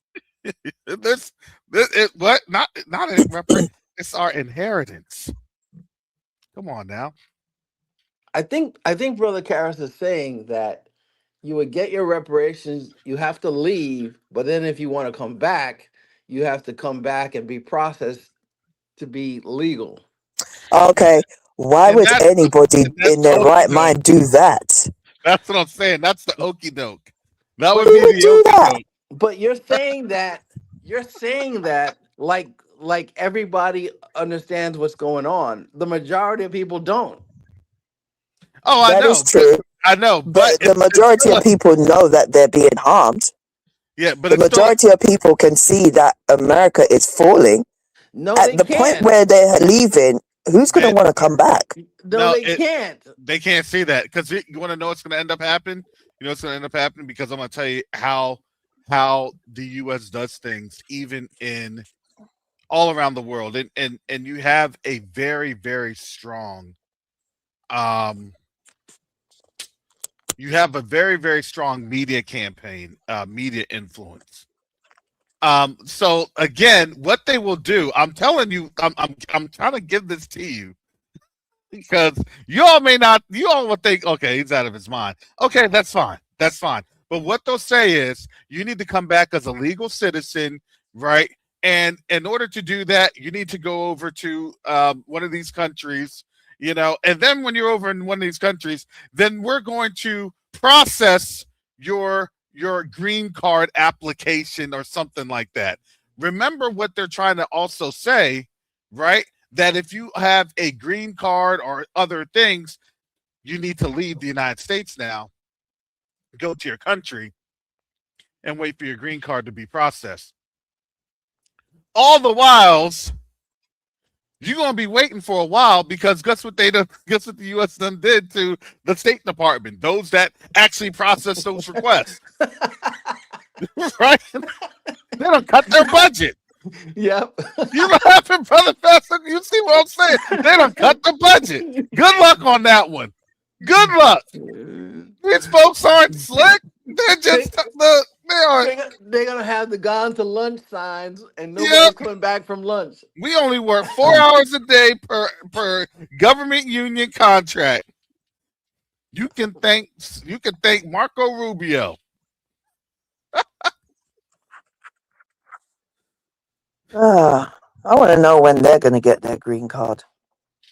But Sister Chantel, you have to realize the majority of people listening right now have wakened up. But the majority, literally, we're probably like 1-2%. The other 98% are still asleep. Mm-hmm.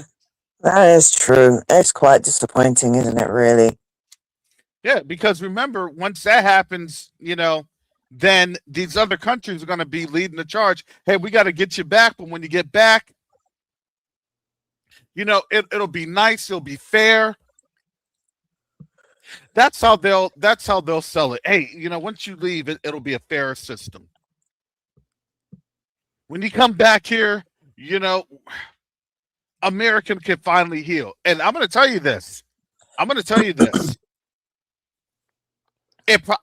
As much as it'll probably blow your mind with all this stuff, I believe that will actually be more of a consistent thought process amongst Caucasian Americans. Hey, this is fair. We're trying to do what's right. Let's get you there. And then you go back to your homeland, you heal a little bit, and then you come on back. You come on back and you help us rebuild America. You come on back. You come back, you hear? Come back to what? Well, exactly. So that would be a little bit of it's going to be an okie doke. Like, I mean, your history shows that they just take your stuff anyway. They do, but we have to leave for destruction to hit this place. And those that want to come back are going to fall into the Lot's wife syndrome. Yeah, you're going to look back. Oh, I'm going to, as soon as I hit the ground in Ghana or Tanzania, or I don't know where they will have it, where the Addis Ababa, the African Union, I'm going to be the first in line. To go back? To go back. Now serving ticket number 3. What ticket are you? 1,560. What ticket are you? 200,000? What ticket are you? 3 million? No, I'm never going back. Ah! Listen, the people with those numbers, they're gonna do like Beetlejuice did and try to switch. I was thinking about that.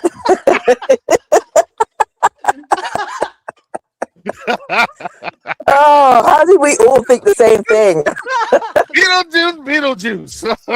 I got you right here.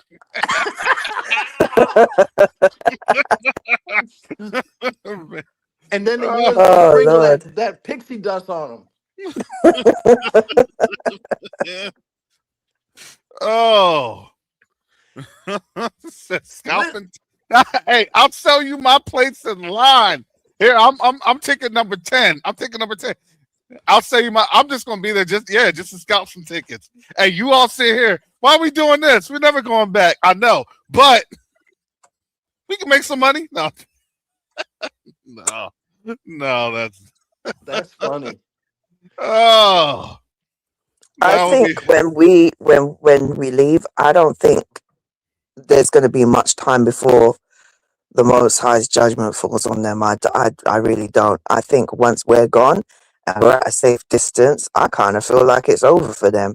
But I really don't see how, look, the way things are progressing now, it's like as if something has just literally ramped everything up, and it just feels like as if it's like bam bam bam bam, one after the next and one after it's just one thing after the next after the next after the next. So I really don't see that there's going to be this long waiting game of, oh, you can get to come back and people are looking to come back, and there might be some of us that might reach the shores back to Babylon. I don't see that happening. I really don't. I don't. To me, I feel like as if when it gets to that point, I think the rest of the world has had enough, and the rest of the world will be like, okay, it's time to just deal with America now. There's no more casualties. I feel, the way I see it, I feel like we're gone. Most of these other nations, when the Most High says, and every man shall return back to his own country, I feel like a lot of these people, they're either going to come with us, and some of them will go back to their country of origin, or some of them will stay with us, or yeah, they would have left already. We're already seeing people leaving now, but I really don't see it going to be playing out with this long. No, the rest of the world has had enough of America. It's like, yeah, it's time to put this. Let's try to put this. It's time to put this heifer down. Let's just put her down. Like, let's at the very least declaw her. I know where you're going with that, but the reality is, it's like this. Imagine that you have a bank. You've been banking with that bank for quite a while. Okay, that bank is crashing. But there's only certain days that you can get your money out, and there's a pecking order in terms of when you can get your money out, right? So if you can only get your money out on certain days, depending on who's in line ahead of you, right, you are going to be a little subject, not just to the bank, but to the other people getting their money out of the bank. That's what's happening right now. That's literally the definition of BRICS. And then it's going to get to the point that people are just going to say, you want to know what? I don't even care. Just leave the money and I'll deal with this one guy who's there that can actually get the money on out. That one guy's name is China. And they're trying to get their money on out through China. That's what's happening. The people that's ahead of them, they're called BRICS. They're getting their money out. And they're putting that money, that funds into the global, or into the global South system of all of the BRICS Pay, BRICS Clear, and all these other BRICS currencies or adjacent currencies in these unilateral trades. But they're all going to be backed up by the yuan. So it's a multipolar system, and basically they're saying, hey, we don't have the strength to get our money out of the United States like that, but can you do it? And that's what they're doing right now. Now, those that aren't really BRICS adjacent or BRICS friendly, like Japan, like the UK and the West, well, they're having a tough time because they're still trying to wait in line for China to continue to withdraw their money. And as China withdraws the money, what happens in a bank? The more money you withdraw, what happens to the bank? Hey, what did we talk about at the beginning of this show? It's all about liquidity. Yep. The more money you withdraw, the less liquidity you have, and the poorer you become because you ain't got the cash on hand like that. There's no cash. That's why these nations are becoming poor. They don't have the cash on hand like that. That's why France is coming on out here and saying, "Yep, we're going to be the first ones in this charge." Because why? They don't thrown off the whore. They're the first. They're the first European nation, in my opinion, to throw off the whore. France is. Hey, we're just the beast. We're just doing what's told, what we've been told. Don't get mad at us. Don't come for us like that. we're just we, we were just doing what the Pope told us to do, and now this is what the Pope is telling us to do. We're trying to make our money. Don't come for me. Well, I think that's very interesting. All of these things that's going on. You know, I say this. I always look at the contemporary. I always do. I have to look at what they're doing. Look at why they're doing what they're doing.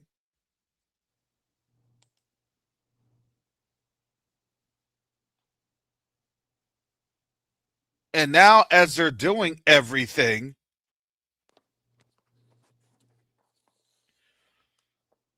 look at how this thing is moving. Did you know about a African Union reparations summit?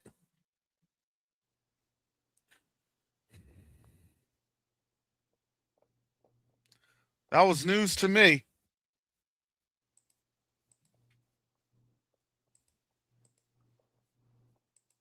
Brother Fast Nickel, am I able to preview this for our people? The website? Yes. That's on you. You Yes. can. It's looking good, isn't it? Oh yeah, it's looking pretty amazing. All right. None of the links work, but and then if you Yeah, let me. may afterwards, I want to change the topic for because I have a question that I want to ask you, the both of you, and see your thoughts.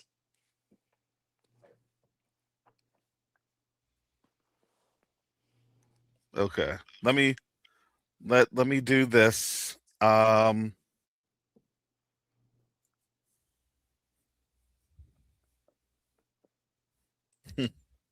Yeah, let me do this. I don't know if it's live right now. Is this It's live? I don't live, think. but it's live, but only people can see it if you have the link. Okay, I got you. Okay.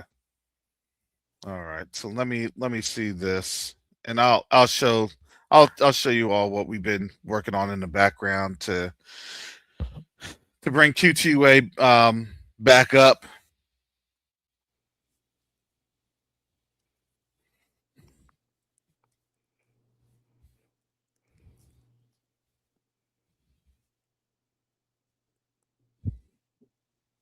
All right. So here we are.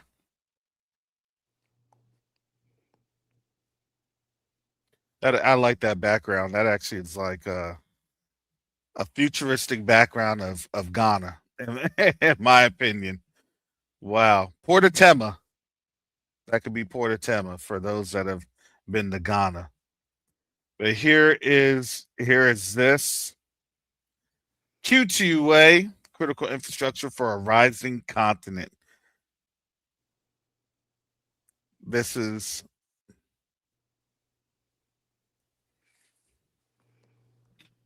this is courtesy of our brother Fast Nickel. Sorry, not just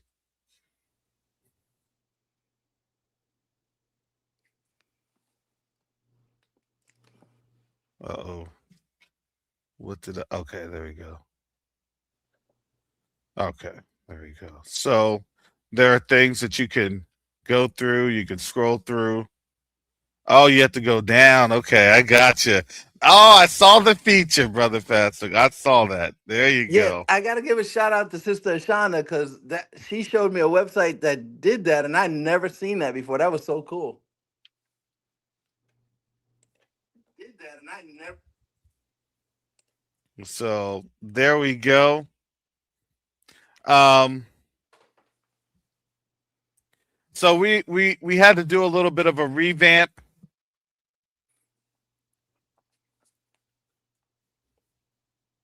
But that's sometimes it's what the Most High does. That's what He requires of us as we continue to move this mission forward. So all I can say is hallelujah on that one.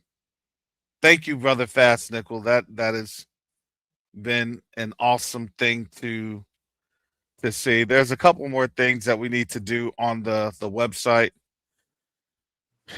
But yeah, this is what we're working to establish to get things together and to get things moving. So um yes, that's why I've been saying, yeah, please be patient with us. We're we're having to bring things back up. Um but when it does get back on up, it's gonna be pretty nice. It's gonna be pretty lovely.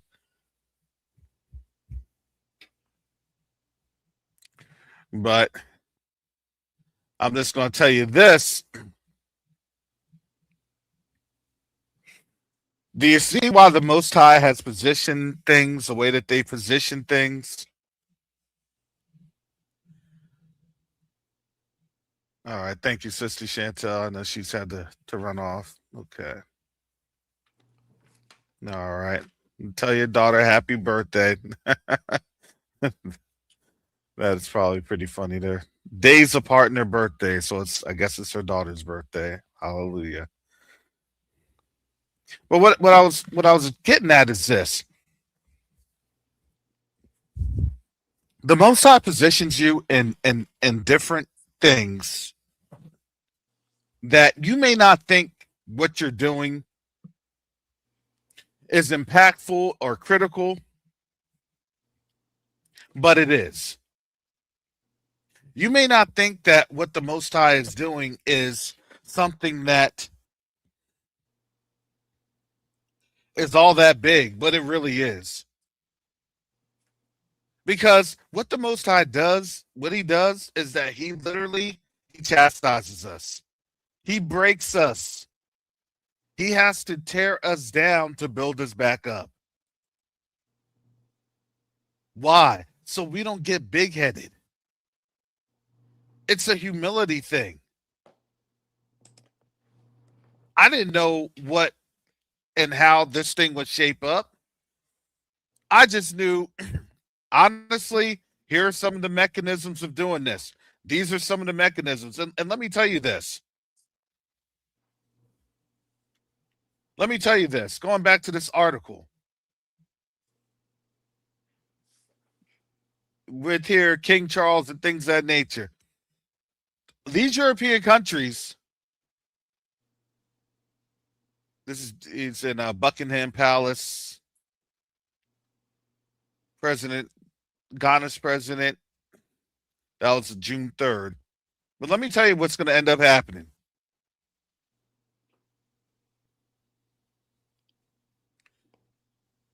These nations are going to throw the U.S. under the bus.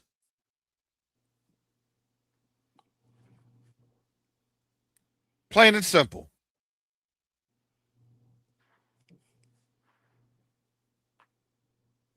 No, they're not going to do that.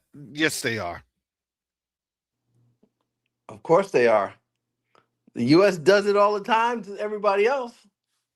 They sure do. They're not going to hesitate. Hey, don't look at me. We invited. Look at this. They're not going to hesitate because their survival's at stake. This is showing chains. around these folks' necks. Chains of iron.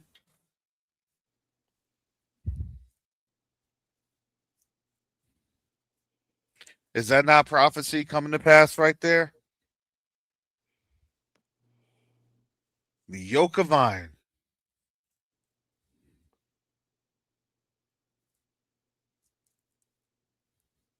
The Africa exception is not simply a moral failure, it is a structural feature of an international legal order that since 1928, Charles Al Factory, a dispute between Germany and Poland that established reparations as a mandatory consequence of wrongdoing between sovereign states, has provided reparations to those it recognizes as sovereigns, but never to black people and countries. This is because it refuses to go beyond flag independence to recognize its former property as sovereign. Boy, this is a hard hitting article. You sure the Guardian was able to do all this? What? Reparations remain unthinkable when Ghana tabled its UN resolution drawing on the AU framework for reparations. A crime does not rot. 1441 to present. 1441 to present. Which I conceptualized and drafted as a reporter of the AU legal principle of continuing obligation embodied in the dictum, a crime does not rot. 123 states voted in favor, 3 voted against, while 52 abstained.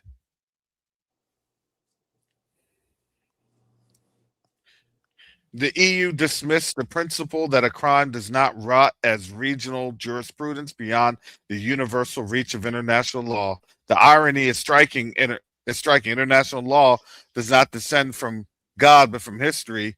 The 1648 Treaty of Westphalia, mythologized as the birth of sovereignty, was itself a regional European settlement, later universalized through slavery, colonialism, and apartheid. Drawing on the AU framework, Ghana's resolution set the record straight. The birth date of modern sovereignty in the modern racial capitalist system is not 1648. It is on the coast of the present day Mauritania in 1441 when the Portuguese sailor Antão Gonçalves captured 12 Africans as the first cargo of the trafficking era. It is in the Vatican's papal bulls, Dum Diversus, 1452, Romanus Pontifex, 1451, and Intera Catera, 1493, which reduced Africans to perpetual slavery and codified the doctrine of discovery that licensed European conquest.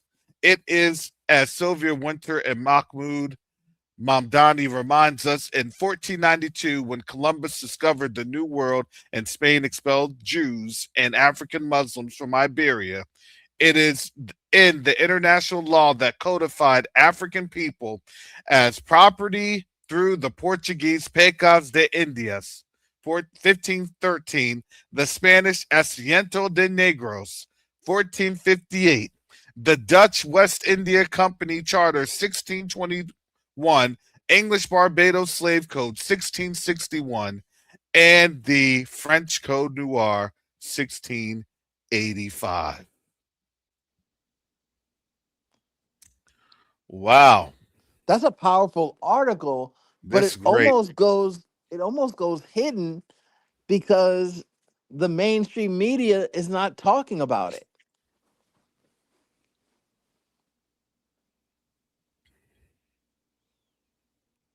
This is the type of article that maybe, 20 years ago the editor in chief wouldn't have let it go out. It wouldn't have gone out. Not at all. This would not have even been published. It would have been published on one of those, you know, an independent third party channel. That's it.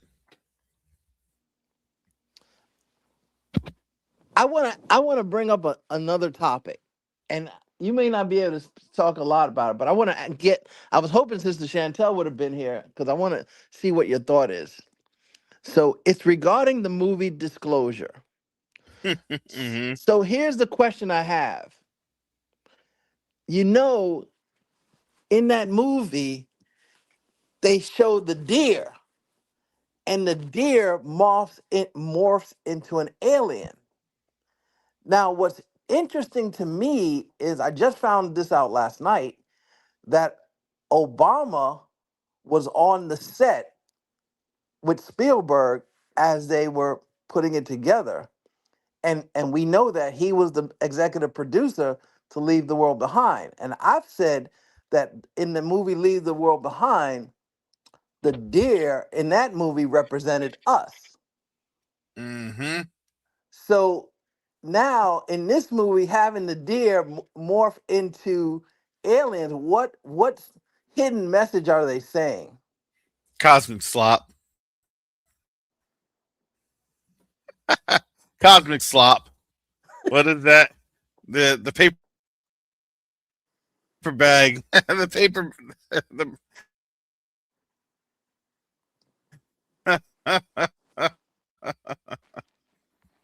if you have brains, oh yeah, here it is. This is the article from the Christian Post.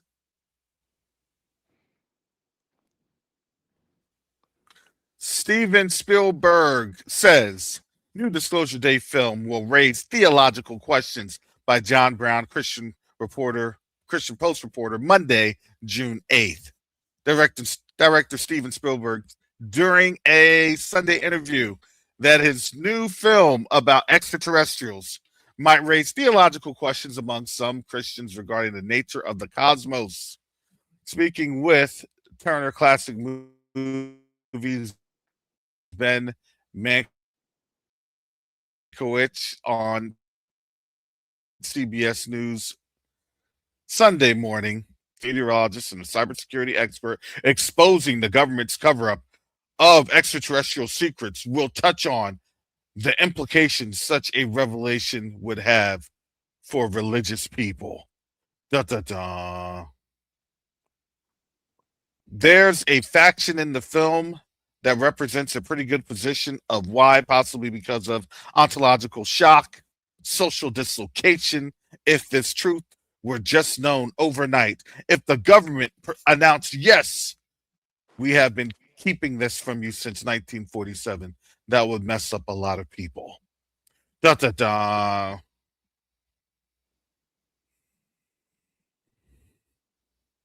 The reality is that this goes a lot farther. Do you think, and I've always said this, do you think that because they had the children of Yasharel, it was kind of like it's the either or concept. You could either have the children of Yasharel, but if you have the children of Yasharel in captivity, you don't have your gods, your Elohims.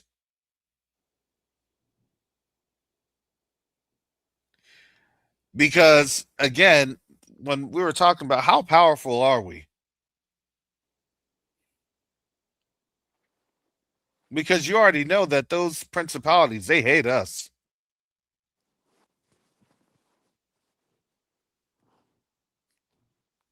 Why?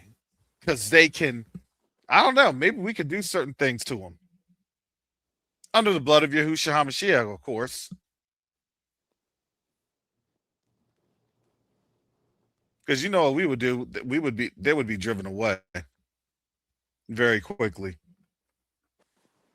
We would have all the olive oil on out. We plead the blood.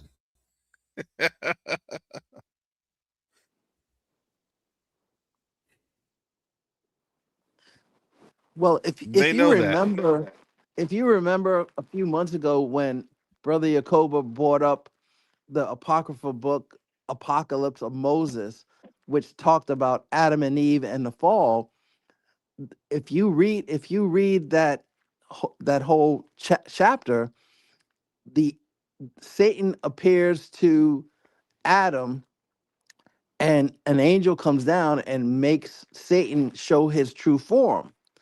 And when he does, he's hideous and he leaves.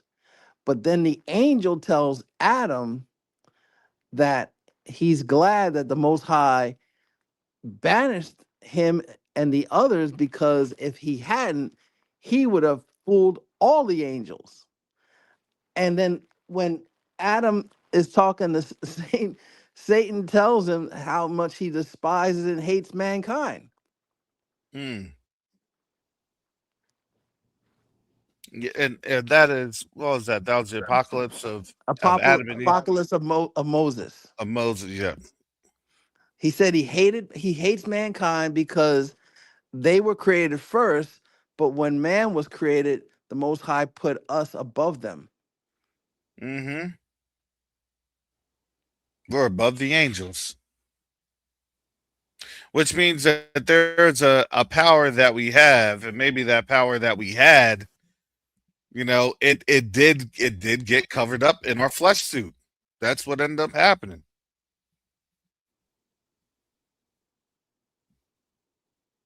So we shall definitely see how these days, these weeks, look, these moments, these are moments right now.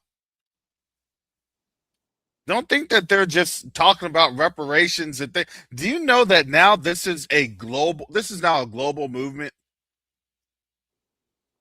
Do Yes, y'all it is. remember in like 2019, it was 2018, 2019, 2020, reparations. Well, the narrative was reparations. They were trying to shape reparations, but it was always to the point, oh well, they can we almost have something. We have a commission.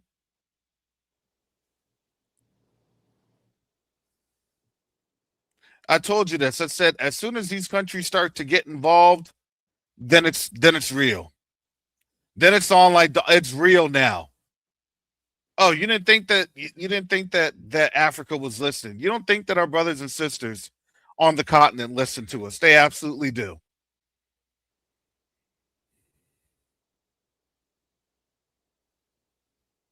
And because we were shaping that narrative, they weren't being afraid. And they were moving. And they were going. And they were working.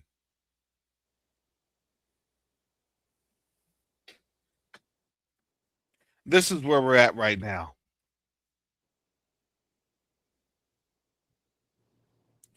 When I say that we're in some fantastic times, yeah, we're absolutely in some fantastic times. This is a fantastic moment.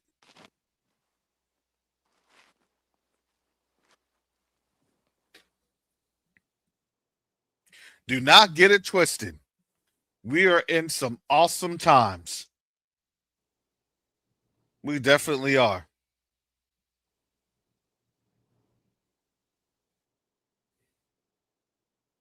So with that, Brother Fatstick, any final comments so I can wrap this up? No final comment. All right. Ooh, hallelujah. Well, I'm going to tell you this. I'm a bit more energized. Last week, I was a lot of emotional stuff coming through. This week, hallelujah. Please continue to keep me in prayer. Keep QT Way in prayer as we're getting things finalized in the background. And yes, please keep us in prayer. Hallelujah. So with that said, Shalom, Salama, Siemi, Shalom. Peace and blessings, Yasharel.